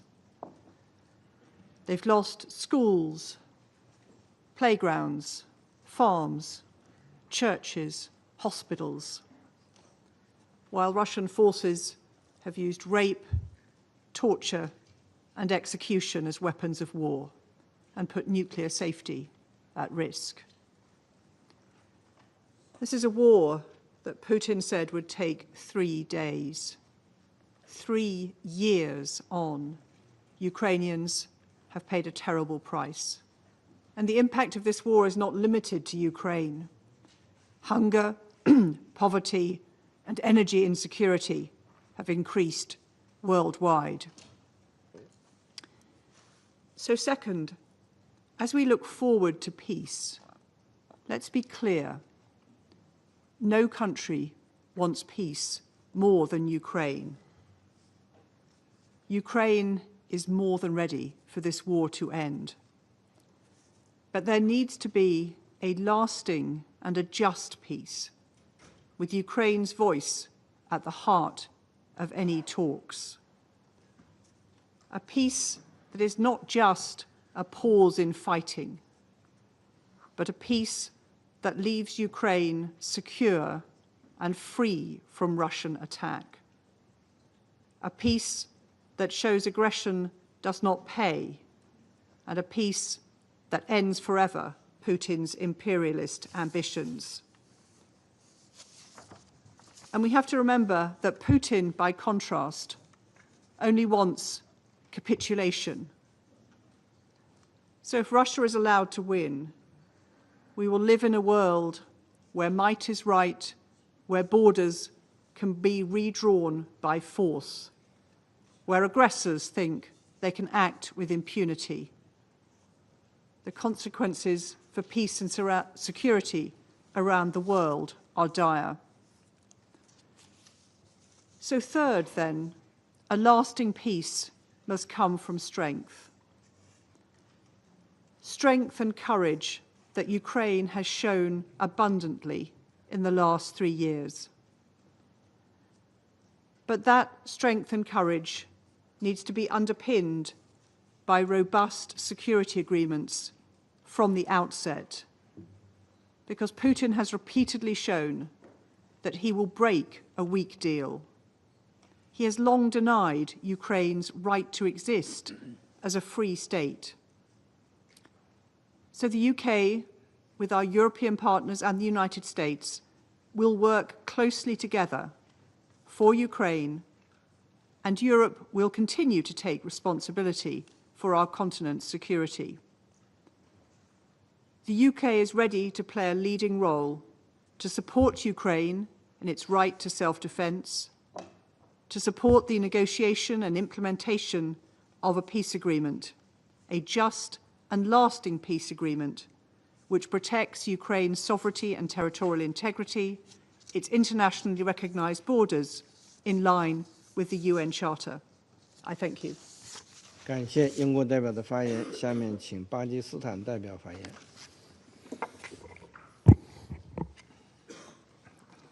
Thank you, Mr. President. I would also like to thank Undersecretary General Rosemary DiCarlo for her briefing. We also appreciate the presence of several distinguished ministers, including Ukraine, and that signifies the importance of this session. For 3 years now, the conflict in Ukraine has caused considerable loss of life, widespread devastation, and immense human suffering, as USG DiCarlo also informed us. The consequences of this conflict transcend borders, impacting the region and beyond. The shock to the global economy was particularly severe for the developing countries.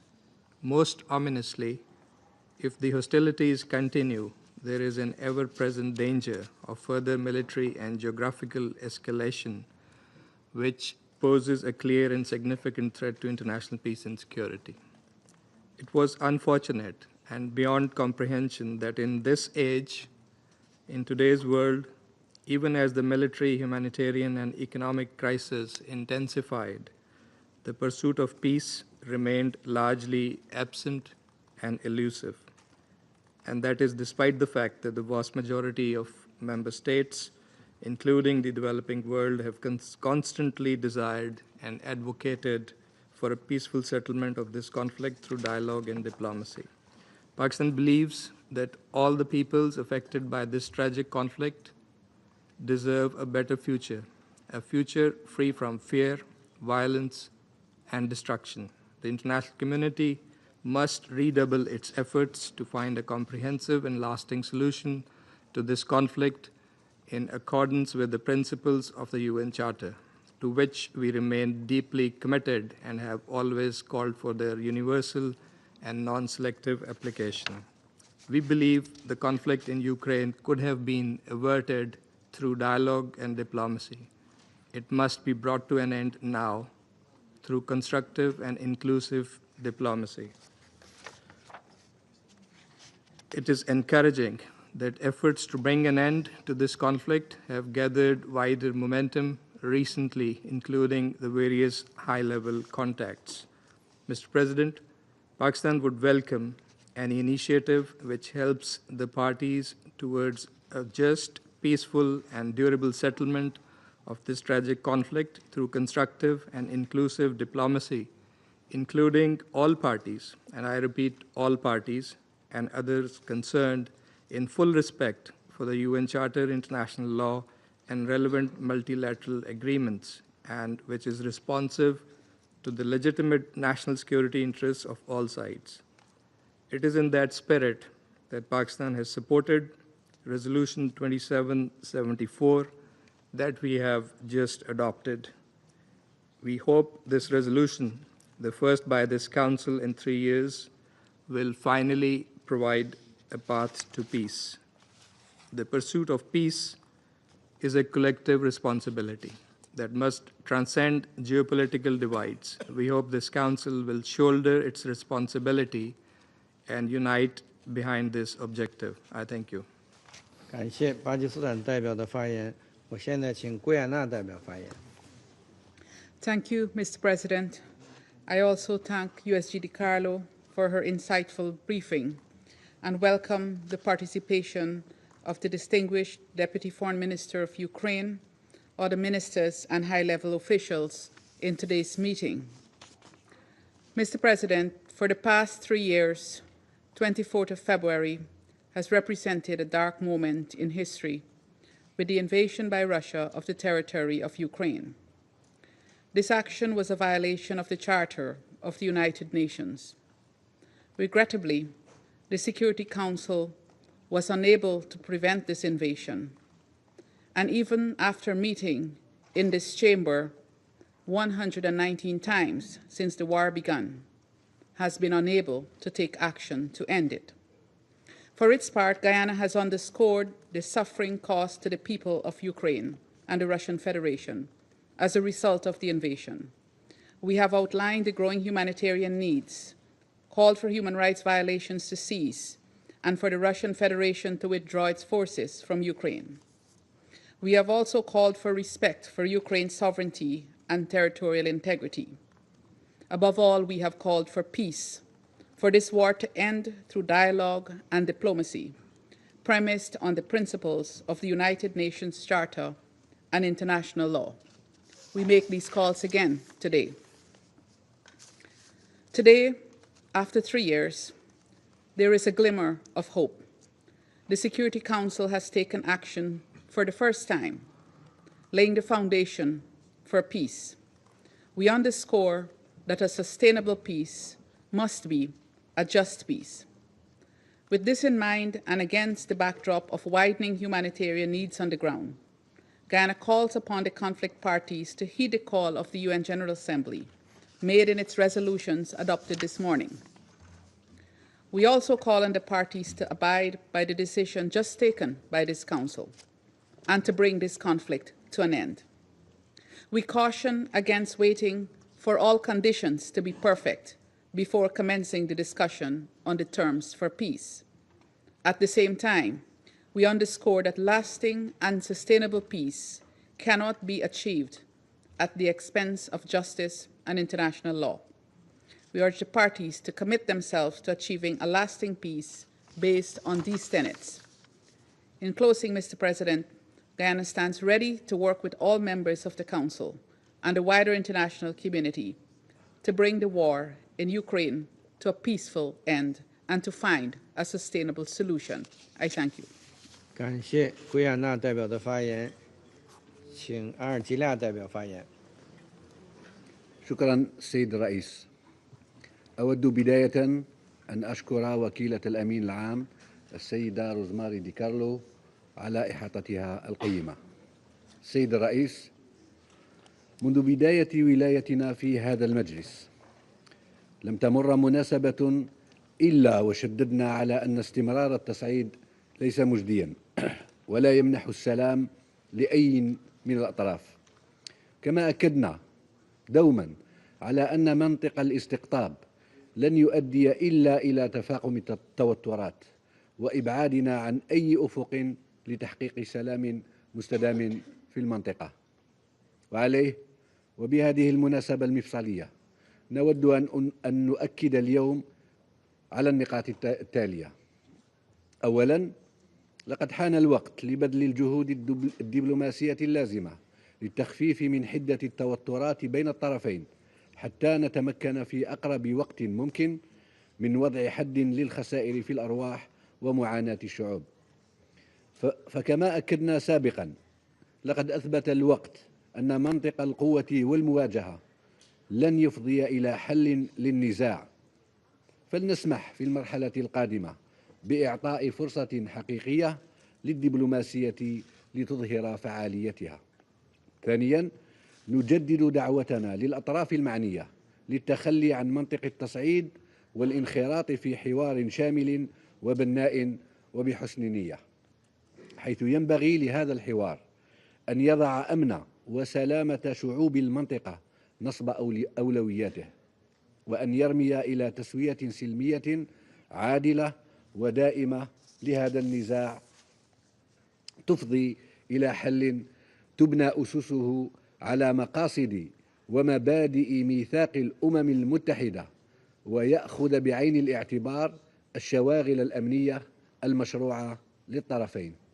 وفي هذا الصدد نسجل بارتياح الديناميكية الجديدة التي شهدناها في الأيام القليلة الماضية، الرامية لإطلاق حوار سياسي يهدف لإنهاء الحرب. ثالثا وأخيرا، ينبغي على المجتمع الدولي العمل أكثر وتكثيف الجهود الدبلوماسية لتقريب وجهات نظر الأطراف المعنية وضمان عملية سياسية شاملة لإنهاء هذه الأزمة. فبالإرادة السياسية الحقيقية وفضائل الدبلوماسية والحوار الشامل والبناء يمكننا تحقيق تقدم ملموس وحل مقبول من الطرفين. وستبقى الجزائر مستعدة سواء من خلال عضويتها في مجلس الأمن أو من خلال نشاطاتها الدبلوماسية الثنائية والمتعددة الأطراف لدعم أي جهود قد تفضي إلى وضع حد لمعاناة شعوب المنطقة وإنهاء الحرب بصفة سلمية ومستدامة. وشكرا.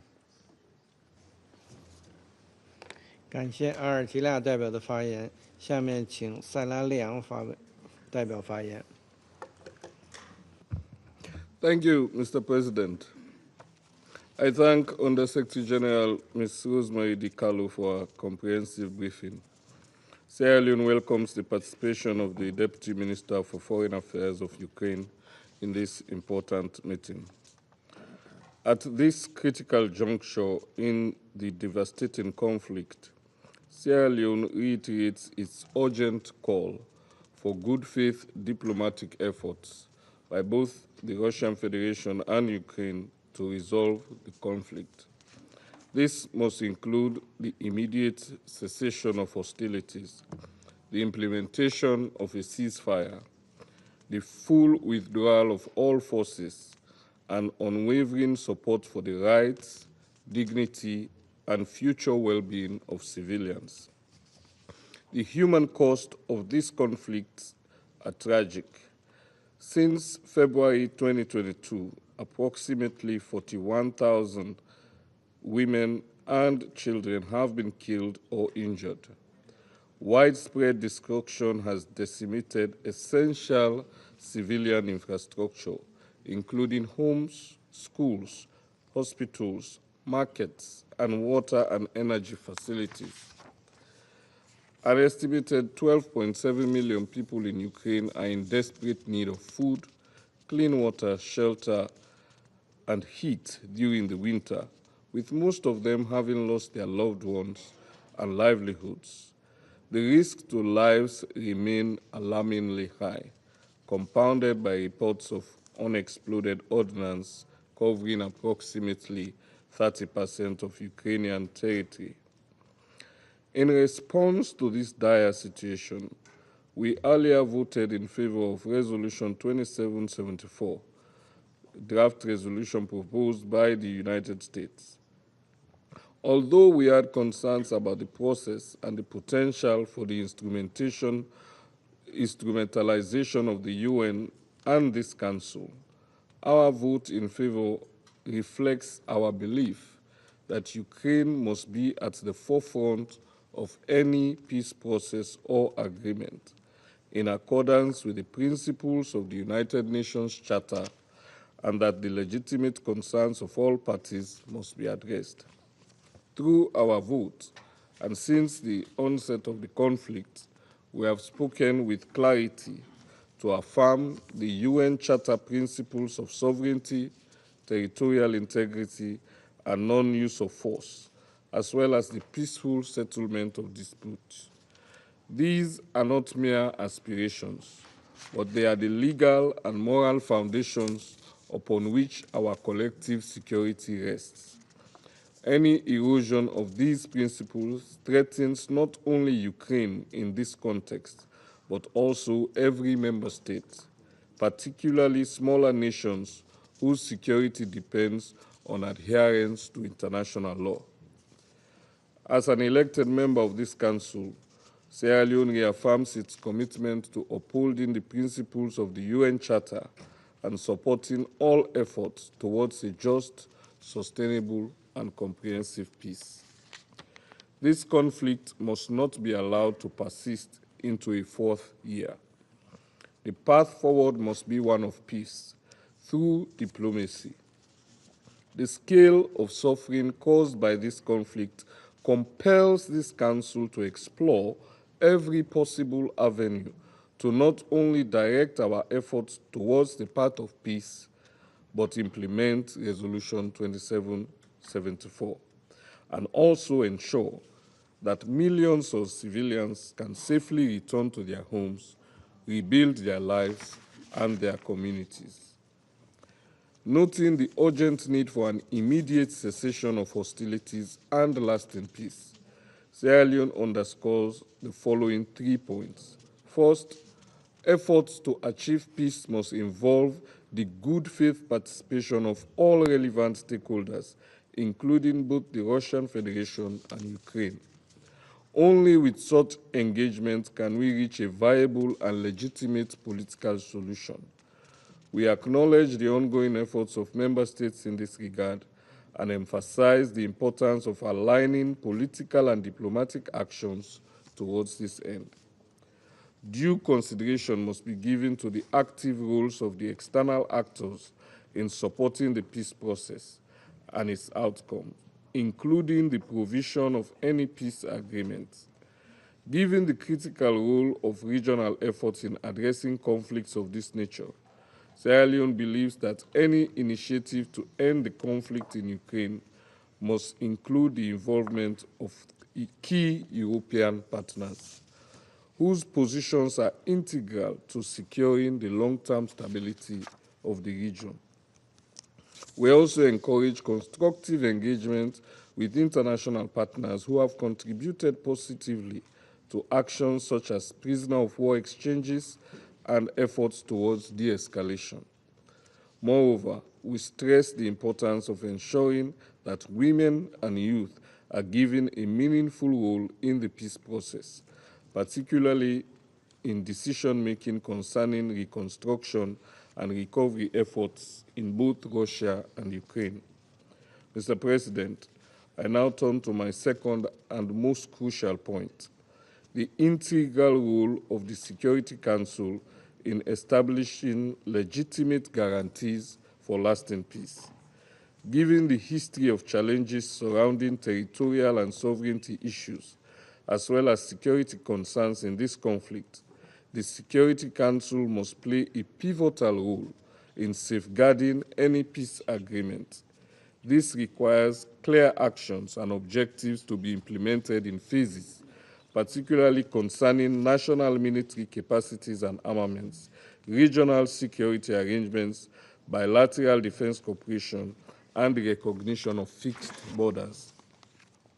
The Security Council must legitimize and support practical actions and compromises that are consistent with the principles of the UN Charter and guided by the decisions of the General Assembly and previous resolutions of the Council, including General Assembly Resolution, Security Council Resolution 2625, 2417, and 2573, which emphasize the protection of civilian lives and infrastructure. In promoting lasting peace, the Security Council should also utilize its mechanisms to monitor and enforce ceasefires and other outcomes. Third, the peace process must address the humanitarian crisis caused by this conflict, prioritizing the swift resolution of its most urgent aspects.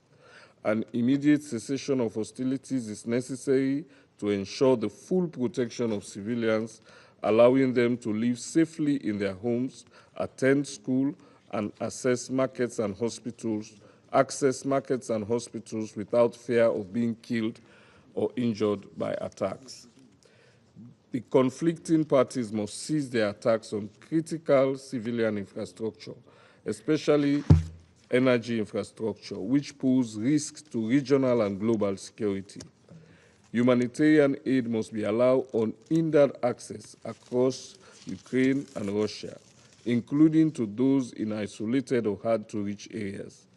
Furthermore, children forcibly removed or abducted from their homes in Ukraine must be returned to their families and communities. We also emphasize the importance of adherence to international law, particularly international humanitarian law, in the treatment of prisoners of war and civilian detainees. Sierra Leone commends the successful exchanges of POWs in the past and urged the release of all POWs and civilian detainees. We fully support calls for prompt, impartial, and effective investigations into all alleged violations of international law, including international humanitarian and human rights law, especially those that result in excessive harm to civilians. In conclusion, Mr. President, we call on the parties to this conflict to do all they can to reach a peaceful resolution. They must seek practical compromises that balance their immediate and long-term national interests and priorities in line with Article 33 of the United Nations Charter. I thank you. 感谢塞拉利昂代表的发言，下面请索马里代表发言。Thank you, Mr. President. I would like to begin by thanking USG De Carlo for her briefing and welcome the representative of the region to this meeting. My delegation voted in favor of the draft resolution, The Path to Peace, and extends its appreciation to the United States for tabling this important initiative. We commend this timely effort to address the ongoing conflict between Russian Federation and Ukraine. As the international community observes with deep concern the third anniversary of the situation in Ukraine, my delegation wishes to express its profound solidarity with those affected by the ongoing crisis. The present circumstances underscore the paramount importance of the collective diplomatic engagement. Mr. President, my delegation expresses its profound concern regarding the devastating humanitarian tragedy unfolding in Ukraine. The relentless conflict continues to exert an unbearable toll on civilian populations, destroying homes, separating families, and shattering communities. We witness with great distress the ongoing displacement of civilians, the destruction of critical infrastructure, and the severe disruption to essential services that sustain civilian life. The humanitarian situation continues to deteriorate, leaving an indelible mark on generations of civilians who bear the brunt of this crisis. In this context, my delegation calls upon all concerned parties to uphold their obligation under international humanitarian law, with particular emphasis on the protection of civilian and civilian infrastructure. The facilitation of unimpeded humanitarian access remains of paramount importance. My delegation maintains the firm conviction that there can be no military solution to the present situation. A resolution can only be achieved through diplomatic means. In this regard, we call for the cessation of hostilities and the pursuit of dialogue addressing the concerns of all parties in accordance with established international principles. Drawing from our national experience, my delegation fully appreciates the complexities inherent in achieving peace and reconciliation through diplomatic channels. We encourage all parties to demonstrate the necessary political will to engage in meaningful dialogue. My delegation notes with interest the diplomatic engagement that took place in Riyadh, Saudi Arabia, between the delegations of the United States and the Russian Federation regarding the situation in Ukraine, and support all diplomatic initiatives that may contribute to de-escalation, dialogue, and lasting peace in Ukraine. Mr. President, my delegation wishes to echo the Secretary General's appeals regarding the cessation of hostilities. We reaffirm the fundamental importance of a strict adherence to the purposes and the principles enshrined in the Charter of the United Nations, particularly regarding the peaceful settlement of disputes and the respect for territorial integrity. Somalia remains steadfastly committed to working towards the pursuit of a peaceful resolution. It's through our collective diplomatic endeavors that we may achieve the shared objectives of establishing just and lasting peace in Ukraine. I thank you, Mr. President. 感谢索马里代表的发言，下面我请俄罗斯代表发言。Господин председатель, сегодня мы опять видим в этом зале по правилу 37 внушительный десант группы поддержки Украины из Европы, состоящую из так называемых министров, так называемых иностранных дел, имена которых я не успеваю запоминать. Да и, откровенно говоря, господин председатель, не стремлюсь. Радует лишь постоянство наших польских соседей. Радослава Сикорского мы хорошо помним, особенно по его многозначительному твиту «Thank you, USA», после диверсии на северных потоках. Сегодня эти министры будут зачитывать свои под копирку написанные выступления и демонстрировать своим телезрителям несгибаемую поддержку Украины до последнего украинца. Вам бы свои дела привести в порядок и в вашем прекрасном саду провести уборку. Там ведь пронесся геополитический ураган и повалил многие ваши прекрасные деревья. Господин председатель, воспринимаем сегодняшнее заседание как неприкрытую попытку сорвать наметившиеся позитивные процессы, способные в самое ближайшее время привести к долгосрочному и устойчивому урегулированию украинского кризиса. Мы получили лишний повод убедиться в том, что режим в Киеве и его спонсоры в европейских столицах заинтересованы не в мире, а в продолжении войны до последнего украинца. А между тем, в результате недавних российско-американских контактов на высшем и высоком уровне лед, как говорится, тронулся. Не менее важно также и то, что в последнее время, благодаря новой незашоренной линии администрации Дональда Трампа, стали открываться подробности того, что на самом деле происходило и происходит на Украине при Зеленском.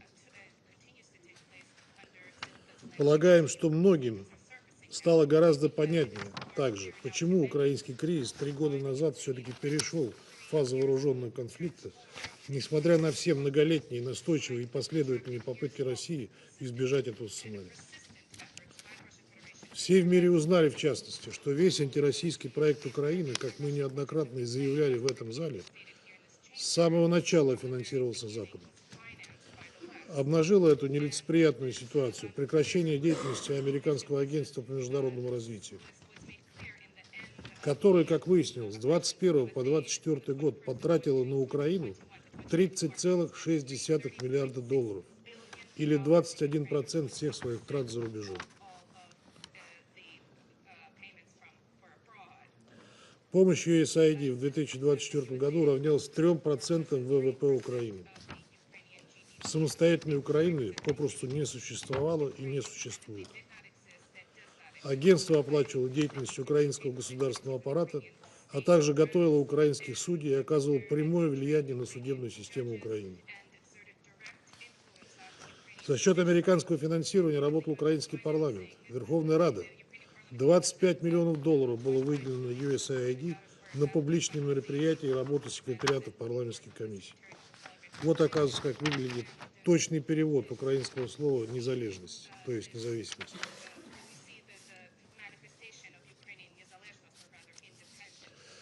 Поняли мы и реальную цену свободы слова на Украине. Как выяснилось, до 90% украинских СМИ финансировались через USAID. Через него также было потрачено около 5 миллионов долларов на привлечение так называемых лидеров общественного мнения в соцсетях.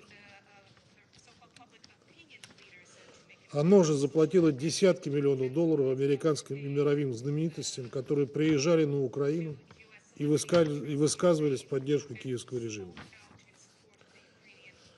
Поэтому вся эта картинка, заставившая многих поверить во всемирную популярность бывшего комика, оказалась насквозь лживой. При этом скупать Украину и формировать ее политический ландшафт агентство начало задолго до событий трехлетней давности. Так, USAID выделил более 100 тысяч долларов на финансирование телевизионного шоу, способствовавшего победе Зеленского на выборах 2019 года.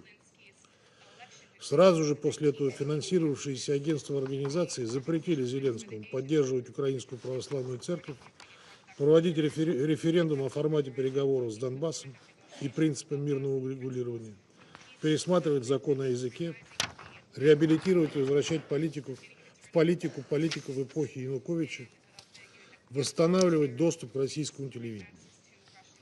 Зная все это, не приходится удивляться, почему избранный 3/4 избирателей Зеленский моментально отказался от своих предвыборных обещаний о мире на востоке страны, защите русского языка и налаживании отношений с Россией. Те, кто купили его страну с потрохами, попросту запретили ему делать это.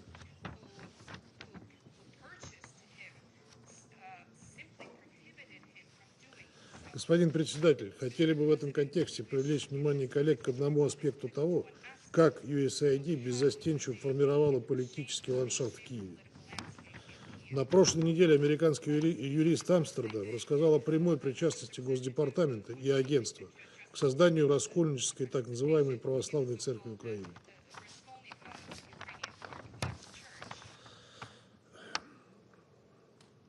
Схизматик.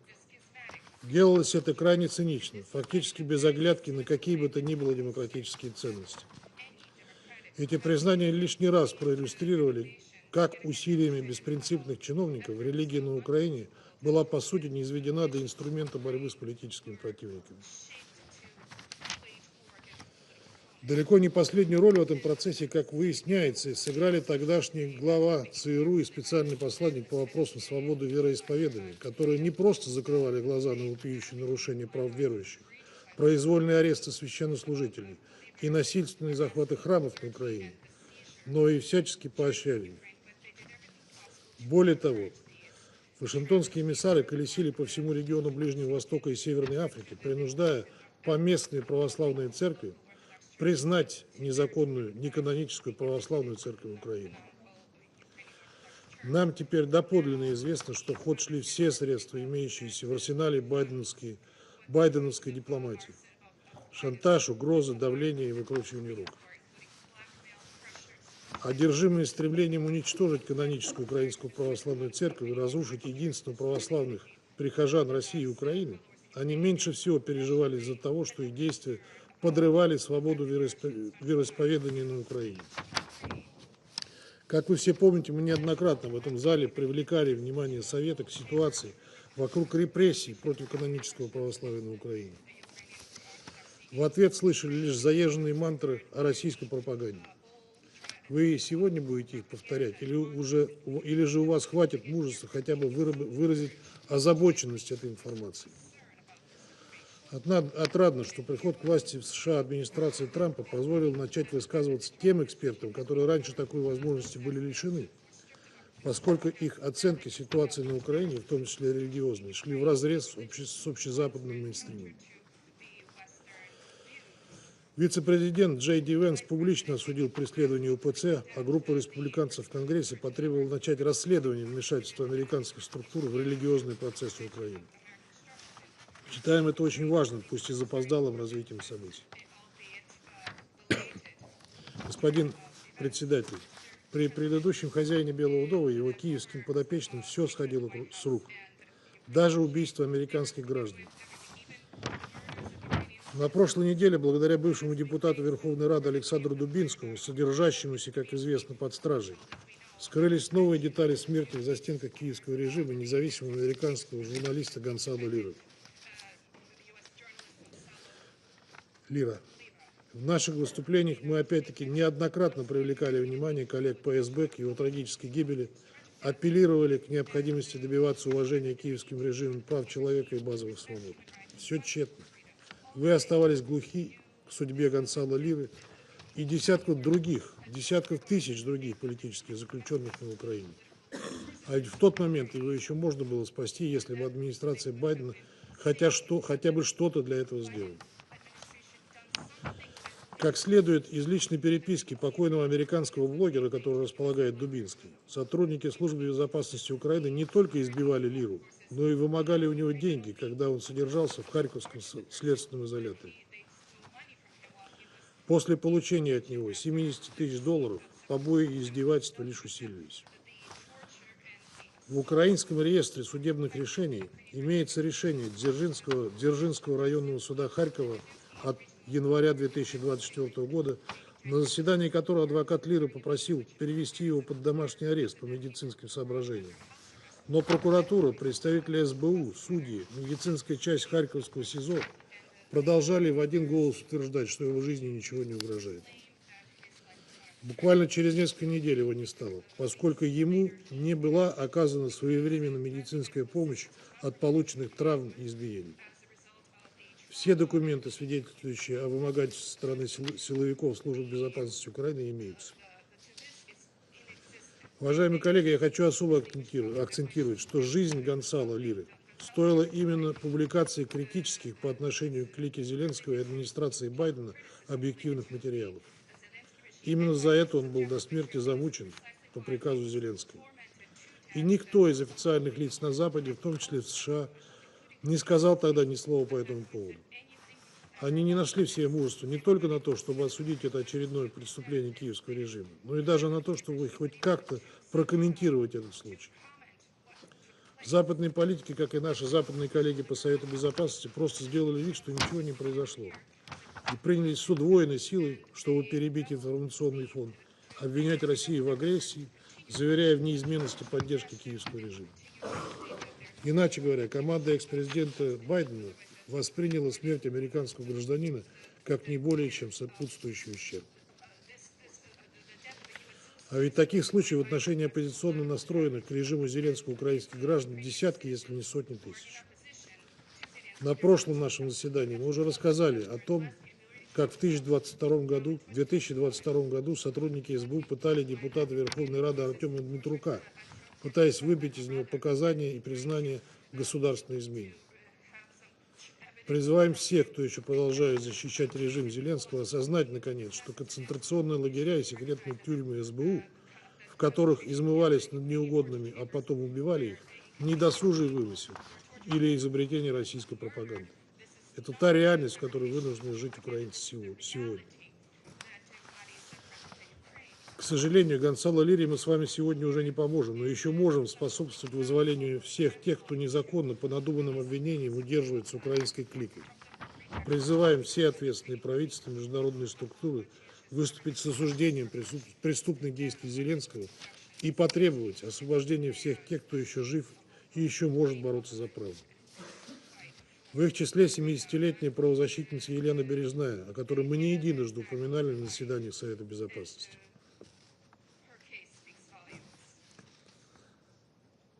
Требовать освобождения Елены и многих других, подвергающихся незаслуженному преследованию и пыткам, наш с вами долг. Если вы этого не понимаете и готовы по политическим соображениям закрыть глаза на преступления киевского режима, тогда грош цена вашим причитаниям о важности свободы слова и соблюдения прав человека, которые вы ставите во главу угла во всех, без исключения, других ситуациях.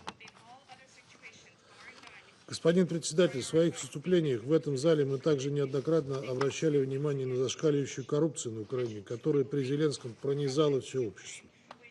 Указывали на героизацию тех, кто ответственен за гибель сотен тысяч евреев, поляков, русских, цыган и украинцев в годы Второй мировой войны. Приводили данные о массовом нарушении прав человека. Высвечивали примеры откровенного воровства западной помощи, перепродажи на черном рынке поступающего из США и Европы оружия. Указывали на нелегитимность киевского главаря, растоптавшего Конституцию своей страны ради того, чтобы удержаться у власти. Сегодня обо всем об этом мы можем услышать от высокопоставленных американских политиков и прочитать в западных СМИ. Это, конечно, обнадеживает. Возрастают шансы на то, что человек, спровоцировавший переход украинского кризиса в горячую фазу, поправший базовые украинские законы, предавший интересы своей страны, отказавшийся от реалистичных сценариев мирного регулирования конфликта и утопивший свою страну в крови ради собственной выгоды и наживы, все-таки понесет заслуженное наказание. И пусть сегодня западные европейские спонсоры режима Зеленского по-прежнему пытаются его выгораживать и сваливать всю вину за украинский кризис на Россию, приписывая все мыслимые и немыслимые преступления и, разумеется, не замечая ничего того, что позволяет себе творить киевский режим, покрывая своего обанкротившегося вороватого клиента. Как это показало сегодняшнее голосование в этом зале по американскому проекту резолюции, делать это им становится все сложнее. Потому что факты говорят совсем не в их пользу. И этих нелицеприятных для киевского режима и его кукловодов фактов становится известно все больше и больше. Призываем тех в Европе, кто еще сохранил здравый смысл, и кто может найти в себе смелость дистанцироваться от преступлений клики Зеленского, сделать это как можно скорее, пока она, как это предсказывал пророчески президент Польши Анджей Дуда, не утащит всех тех, кто ее поддерживает, на дно. Благодарю вас.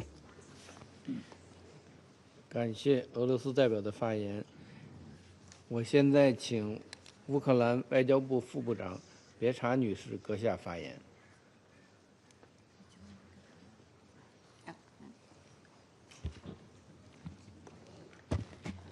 Thank you, Mr. President.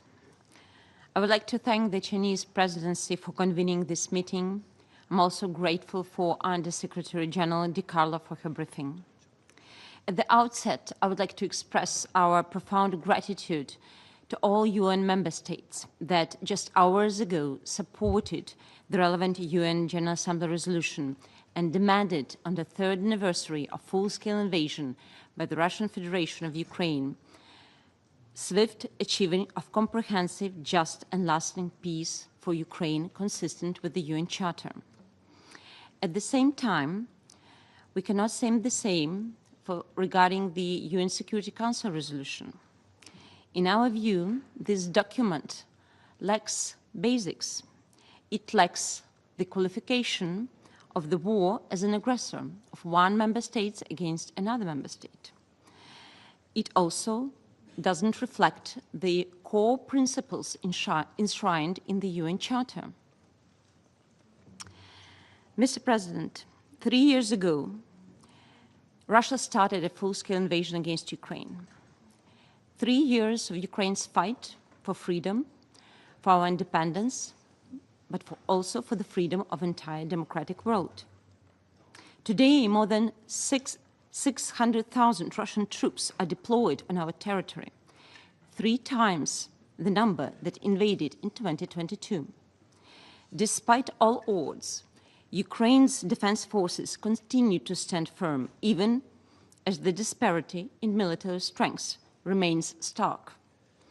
This disparity exists because since regaining independence in 1991, Ukraine has consistently pursued disarmament, reducing the vast military arsenals inherited from the Soviet era. We took seriously the provisions of the UN Charter, setting peace-loving as a fundamental criterion for membership in this organization.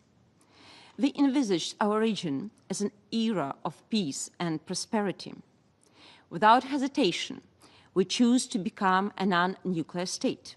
We gave up the world's third largest nuclear arsenal in the hope of making the world a safer place. And while we do not regret the moral righteousness of this decision, we have learned a very harsh lesson from the Budapest Memorandum. A deal without viable and effective security guarantees is a bad deal. Meanwhile, Russia did the opposite, not only preserving Soviet-era stockpiles, but significantly expanding them. Today, as a result, Russia is capable of striking Ukrainian frontline positions and residential areas with thousands of guided aerial bombs every month. In 2024 alone, Russian aviation has launched 40,000 such bombs. Just imagine this figure on peaceful Ukrainian cities, on peaceful Ukrainian civilians. Moreover, Russia continues to escalate its weapons production, including ballistic and cruise missiles. Each month, Russia is capable of producing 40-50 Iskander missiles, 30-50 Kalibr missiles, and around 50 Kh-101 missiles. And these weapons do not just stay in stockpiles. They immediately deployed against Ukraine. But even this has not been enough for Moscow. That's why Russia engaged Iran and DPRK in its war against my country, thus making this conflict internationalized. What started an arms supplies has escalated further, with North Korean military units appearing in Europe and fighting against a European nation. And I'm glad to note that today's UNGA resolution adopted is having a reference to the DPRK involvement in this terrible war. Since the start of the full-scale invasion, Russia has suffered staggering losses: hundreds of thousands of soldiers, over 10,000 tanks and 22,000 artillery systems, 370 aircraft, and more than 12,000 multiple launch rocket systems. The Black Sea Fleet has lost 28 vessels, including its flagship. What remains of it is now forced to seek refuge, not even in the occupied ports of Crimea, but in the Russian ports itself. These outcomes are the result of two factors: the resilience of the Ukrainian people and the solidarity and support of the international partners.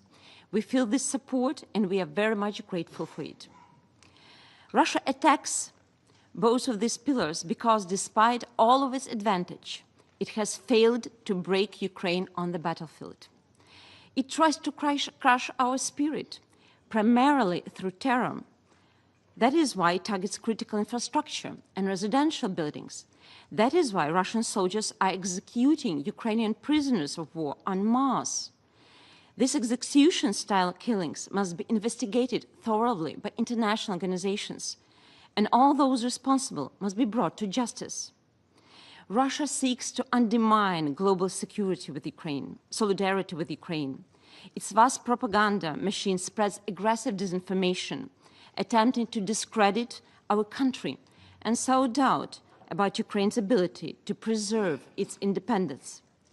Now Russia is pushing an entirely unworkable principle, negotiating about Ukraine without Ukraine, and packaging its harmful narratives in an appealing guise to this end. And let me be clear on behalf of Ukraine that there is nothing about Ukraine without Ukraine, and there is nothing about Europe without Europe. Let me assure you that Ukraine wants peace more than anyone, but not any peace. As our President Volodymyr Zelensky stated, we need comprehensive, just and lasting peace with clear security guarantees. Otherwise, it will not work. To achieve this, we must intensify diplomatic efforts to establish a comprehensive, just and lasting peace based on the principles of the UN Charter. It is in the interest of its entire humanity to secure such a peace this year. What Russia needs is not a peace, but a temporary pause in hostilities. Such pause would not bring peace. It would simply serve as a prelude to a larger war. Moscow needs time to replenish its losses, learn from its mistakes, and fine-tune its military economy. For 3 years, Ukraine has been saving time for others by withstanding the Kremlin's war machine. Our efforts and sacrifices must not be in vain. For that to happen, alliances built on shared values must be strengthened, not undermined. NATO and EU are indispensable elements of regional security, and Ukraine is eager to be part of them, not only as a security recipient, but as a security provider. And the Security Council, which bears the primary responsibility for maintaining peace and security, must live up to its mandate. Those responsible for the crime of aggression must not enjoy impunity. Sovereignty and territorial integrity within internationally recognized borders must be respected by all. We will continue to defend ourselves and strive for a fair and just peace consistent with the UN Charter. We know how to contain Russia, and our military has mastered the art of modern technological warfare. But however, we need to sustain this fight. We need more help from you. We need arms, air defense, technology, investment, tougher sanctions on Russia, and transfer of frozen Russian assets to Ukraine, and of course, political and moral backing. We must be mindful of the fact that this is existential war.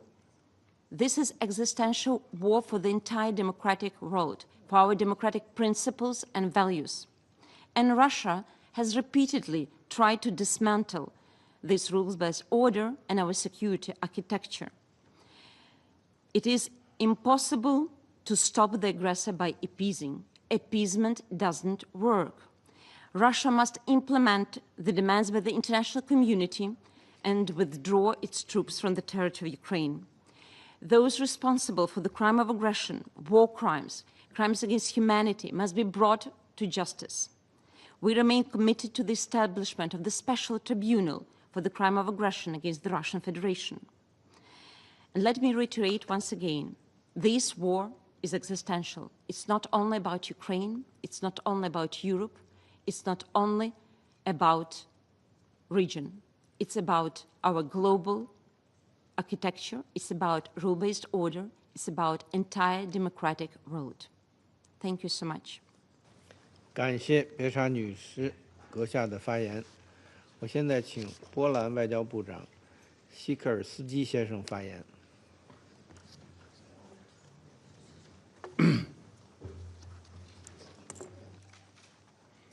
President, colleagues, I address you today not just as the Foreign Minister of the democratically elected government of Poland, but also on behalf of the High Representative of the European Union, Kaja Kallas, to present the view of the European Union on Russia's illegal and unprovoked war against Ukraine. As has already been said, no one wants and needs peace in Ukraine more than the Ukrainians. No one has a larger stake in European security than us Europeans. And no one has greater power to end this conflict than Russia. All she needs to do is stop the killing and leave territories she illegally occupies. Only with these facts in mind can we work to achieve a comprehensive, just and lasting peace for Ukraine, consistent with the UN Charter. On this tragic anniversary, our thoughts go out to the countless Ukrainians who have suffered. Their resilience is a testament to the unbreakable spirit of people who seek nothing more than their rightful place in the community of free nations. We must never forget the crimes committed by Russian troops in Borodyanka, Bucha, Irpin, Mariupol, and so many other places across Ukraine.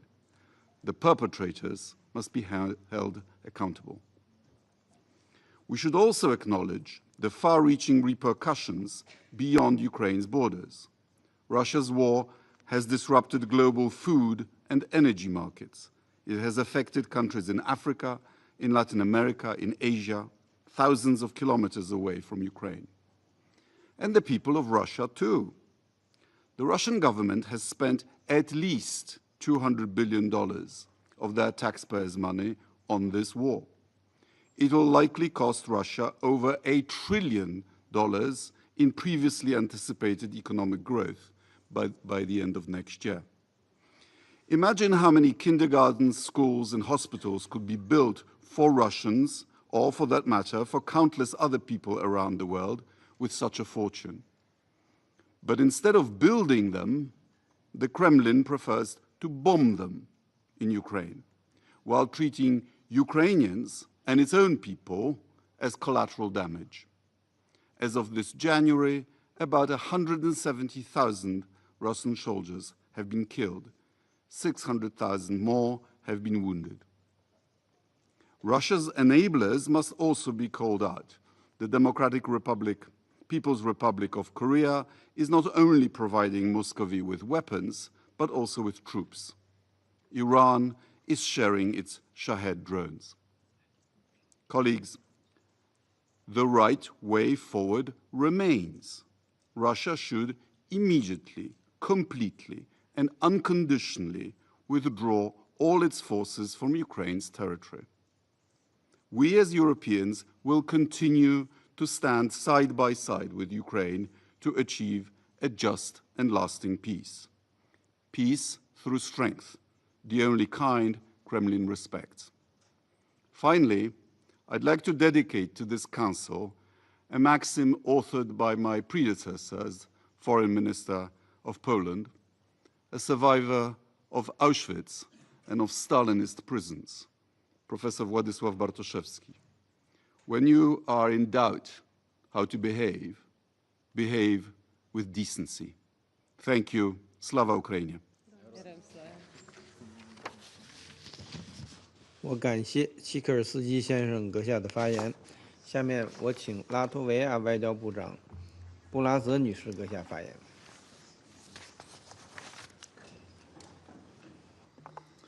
Mr. President, I have the honor to address the Council on behalf of the three Baltic states, Estonia, Lithuania, and my own country, Latvia. I thank the Presidency of the Council for convening this meeting, and I thank the Under-Secretary General Ms. De Carlo, for her comprehensive briefing detailing Russia's attacks and crimes in Russia's aggression against Ukraine. Today marks 3 years since Russia launched a full-scale, illegal, and unprovoked invasion of its sovereign neighbor, Ukraine.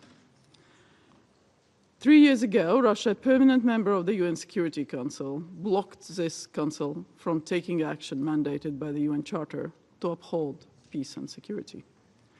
3 years ago, the International Court of Justice ordered Russia to stop its military activities in Ukraine. It has not complied.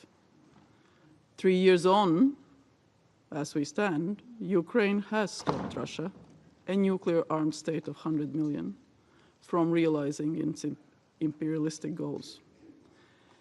Russia has failed to break the resolve of 40 million Ukrainians protecting their homeland. The Baltic states welcome all of its efforts to bring a just, comprehensive, and lasting peace for Ukraine. A peace that is rooted in the principles of the UN Charter and international law. A peace that guarantees Ukraine's sovereignty, independence, territorial integrity, and freedom to choose its alliances and future. A peace that stops the brutal Russian aggression for good, with no opportunities for resurgence. In principle, peace is easy to achieve. Russia needs to stop fighting. Then it's the end of the war. If Ukraine stops fighting, it's the end of Ukraine. Russian aggression against Ukraine began in 2014 with Russia's illegal occupation and annexation of Crimean Peninsula of Ukraine and the launch of direct military intervention in eastern Ukraine. Russia has waged a brutal colonial war aimed at destroying Ukraine's statehood, language, identity, and seizing its resources and territory in violation of the UN Charter and international law. The Baltic states' support of sovereignty, independence, and territorial integrity of Ukraine within its internationally recognized borders is unwavering and unconditional. It reflects our conviction that self-defense of Ukraine is also the defense of our common global security and common future, where might does not make it right. Borders must not be altered by force, and we will never recognize the illegal annexation of Crimea, Donetsk, Luhansk, or any other region of Ukraine. And the aggressor has no prerogative to decide which options Ukraine, as sovereign nation, may consider in shaping its future. Ukraine does have right to exercise self-defense, clearly provided for in Article 51 of the UN Charter. Therefore, countries providing aid to Ukraine, including military aid, are not party to the conflict. Mr. President, we emphasize that only Ukraine's victory can ensure lasting security and put an end to Russia's imperialistic aggression. We strongly believe that a rushed ceasefire will not lead to sustainable peace. Instead, it will embolden Russia and maybe others, encouraging further expansion and putting global security at grave risk. We must defend the principles of the UN Charter to save succeeding generations from the scourge of further wars. Ukraine has endured unimaginable suffering, as documented in the briefing of USG De Carlo. Thousands of lives lost, millions of people displaced, entire cities destroyed to rubble. Permanent damage made to its natural environment, while constant attacks are made on its energy infrastructure. Atrocities endured by the people of Ukraine leave deep scars that will persist for generations. And still, Ukrainians stand strong and resilient, its democracy thriving, parliament working. They are defending their land and values that also uphold the UN Charter and global security. We must remain united and determined in providing long-term support to Ukraine. Global efforts to provide aid, assistance in reconstruction, and supporting displaced populations is a priority, because this is not an isolated, localized war, nor is it just a European issue. Its consequences are felt across the globe, affecting the food security, energy security in some of the world's most vulnerable regions. According to several estimates, the war that Russia launched against Ukraine has already cost about 2% of the global GDP. 2% of the global GDP. Injustice and impunity in one place embolden efforts to undermine international law elsewhere. So Russia must be held accountable for its aggression against Ukraine. Failure to act will undermine the prospects for a just and lasting peace, not only in Ukraine, but elsewhere. Mr. President, the so-called root causes that we heard today of the wars at Russia's imperial colonial ambitions, that is the root cause. Russia seeks to restore its imperial sphere of influence and change international order. Russia wants to decide the future and choices of sovereign countries and people, not only in Europe, but in other continents as well. We should not let it happen. We call for action by all countries, parliaments, governments, societies, to significantly increase assistance to Ukraine. Political, economic, humanitarian, military, all types of assistance, because we must stand with Ukraine in this existential fight, in line with the UN Charter. Then peace, lasting and just peace, could be achieved. I thank you.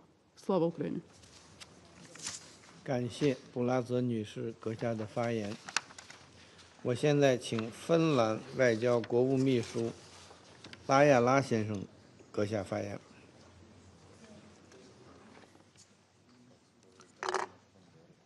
Thank you, Mr. President.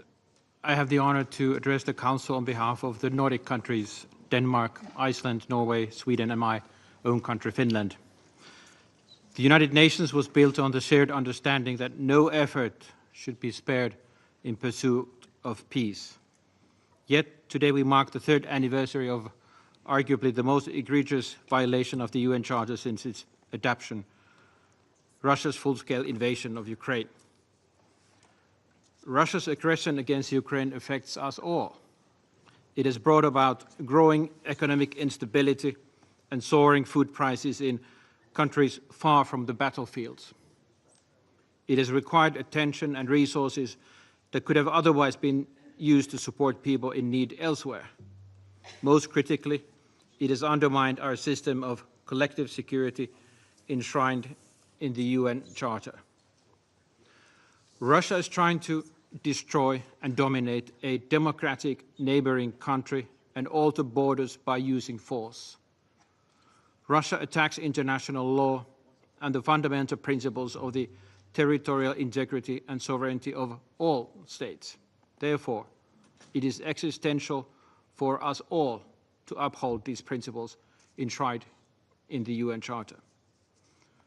Mr. President, Russia's full-scale invasion of Ukraine with its brutal and relentless warfare continues to cause immeasurable human suffering.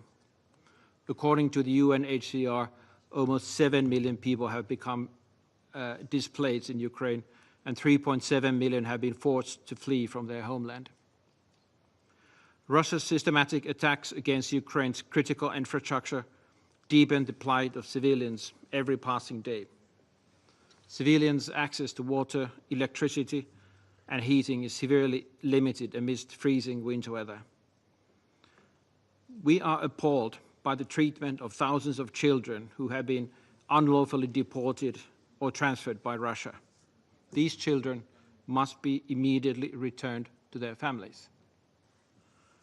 Russia must comply with its obligations under international humanitarian law, including by ending its attacks against civilian and civilian infrastructure and ensuring humanitarian access.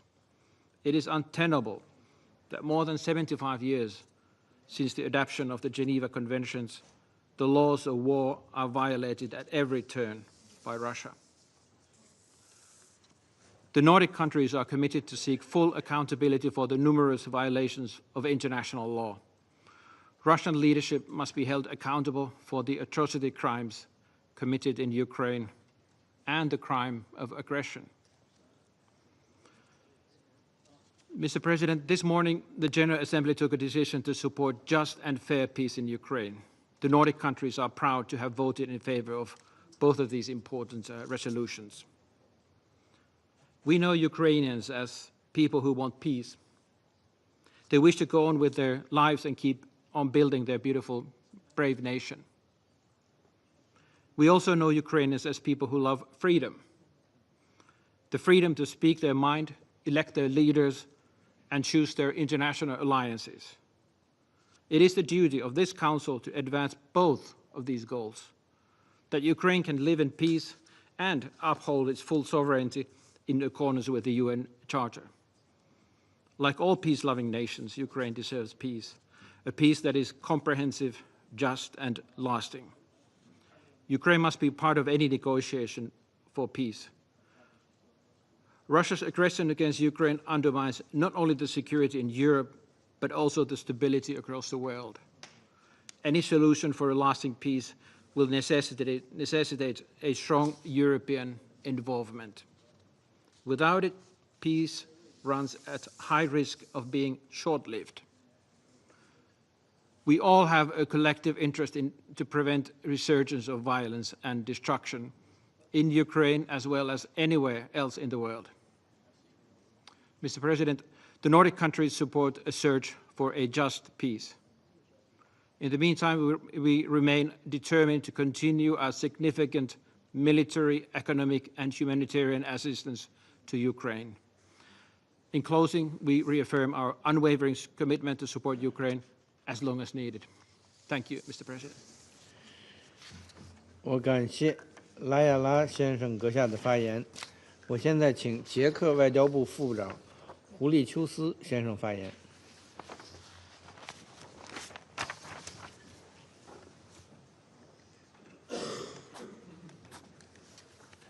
Mr. President, thank you. 8 years ago, after the Second World War, our wise predecessors enshrined in Article 2 of the Charter of the United Nations the very basic principle of peaceful coexistence among nations. They prohibited the use of force by any state against the territorial integrity or political independence of another state. And on 24 February 2022, Russia has violated this very fundamental principle of international peace when it launched its full-scale invasion of Ukraine, escalating a conflict it started with the occupation of Crimea and Donbass in 2014. Since then, it has been shamelessly attempting to steal the territory of a neighboring state through a war of aggression. And for that, Russia must be called to account and not rewarded. For all the victims of the Russian massacres in Bucha, Irpin, Mariupol, or Borodinka, for all the victims of this unprovoked and unjustifiable war, Kremlin must be held accountable and bear responsibility for the destruction and suffering it deliberately caused in Ukraine. This war is not only about Russia and Ukraine. This concerns us all. The ultimate victory of Ukraine means victory of the rule of law and respect for others, while its defeat would allow lawless brutality to prevail. The consequences would reverberate around the world for many years to come, undermining the very foundations of this organization and security globally. Mr. President, Czechia remains committed to supporting Ukraine's desire for peace. Peace that respects Ukraine's independence, sovereignty, and territorial integrity within its internationally recognized borders. Peace that clearly distinguishes between the victim and the aggressor. Peace that is just and lasting. If Russia and its President Putin claims that their wish to end this war is sincere, then there is one simple way to prove it: send Russian soldiers back home. The solution of this war is that simple. Mr. President, my country has its own tragic experience with imperialism and expansionism, also from side of Russia. We therefore feel a strong solidarity with Ukraine and its people, and we will stay side by side with them for as long as it takes, until just peace in line with the UN Charter and agreed by Ukraine, not imposed on it, is restored. Thank you. 感谢胡里丘斯先生的发言。下面我请罗马尼亚外交国务秘书赫里斯泰亚先生阁下发言。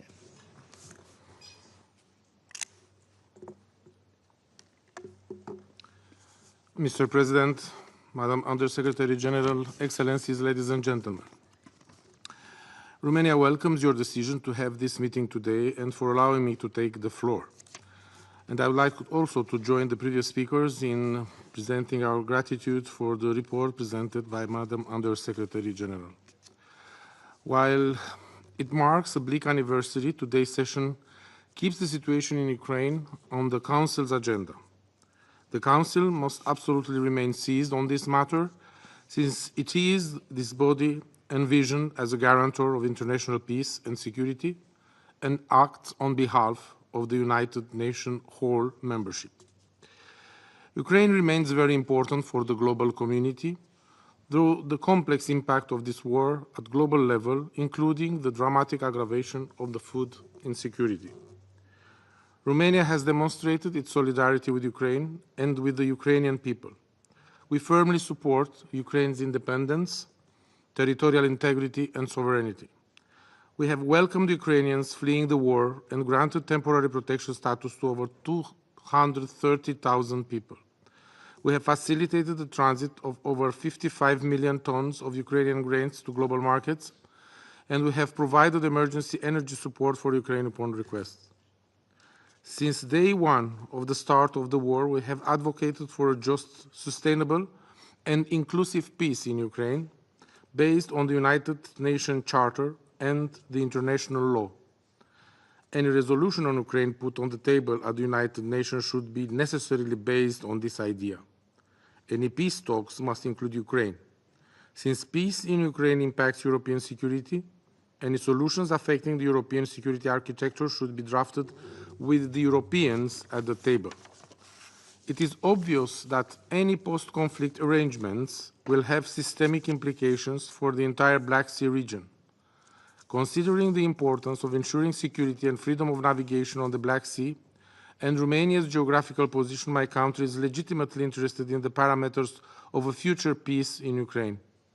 For the reasons stated above, Romania has also been advocated for and supporting measures to consolidate the resilience of our neighbor, the Republic of Moldova. Last but not least, a just peace cannot be attained without justice and holding all those responsible accountable. Romania is part of the efforts to establish the best possible international tribunal for sanctioning the aggression committed against Ukraine in violation of a fundamental norm of international law, the prohibition of use of force. Ukraine is therefore entitled to the strongest reply in terms of judicial accountability. This should serve as an example of compliance with the United Nations Charter and discouragement for any such future actions from any other state. Mr. President, there are three brief points that I would like to add in conclusion, and they reflect the spirit of the Chinese presidency signature event organized last week on practicing multilateralism. The Council, who according to the Charter acts on our behalf, should precisely act and defend the United Nations Charter because the illegitimate and brutal attack against Ukraine continues 3 years since it has been launched. The Council should act and defend the United Nations Charter because the aggressor, the Russian Federation, is a permanent member of this body. And third, the Council should act and defend the United Nations Charter because this aggression undermines, with every passing day, the rules-based multilateralism, violating the United Nations Charter and the international law, including the international humanitarian law. And I would like to take this opportunity to thank you very much, Mr. President. 感谢赫里斯泰亚先生的发言。我现在请荷兰乌克兰问题特使司豪腾女士阁下发言。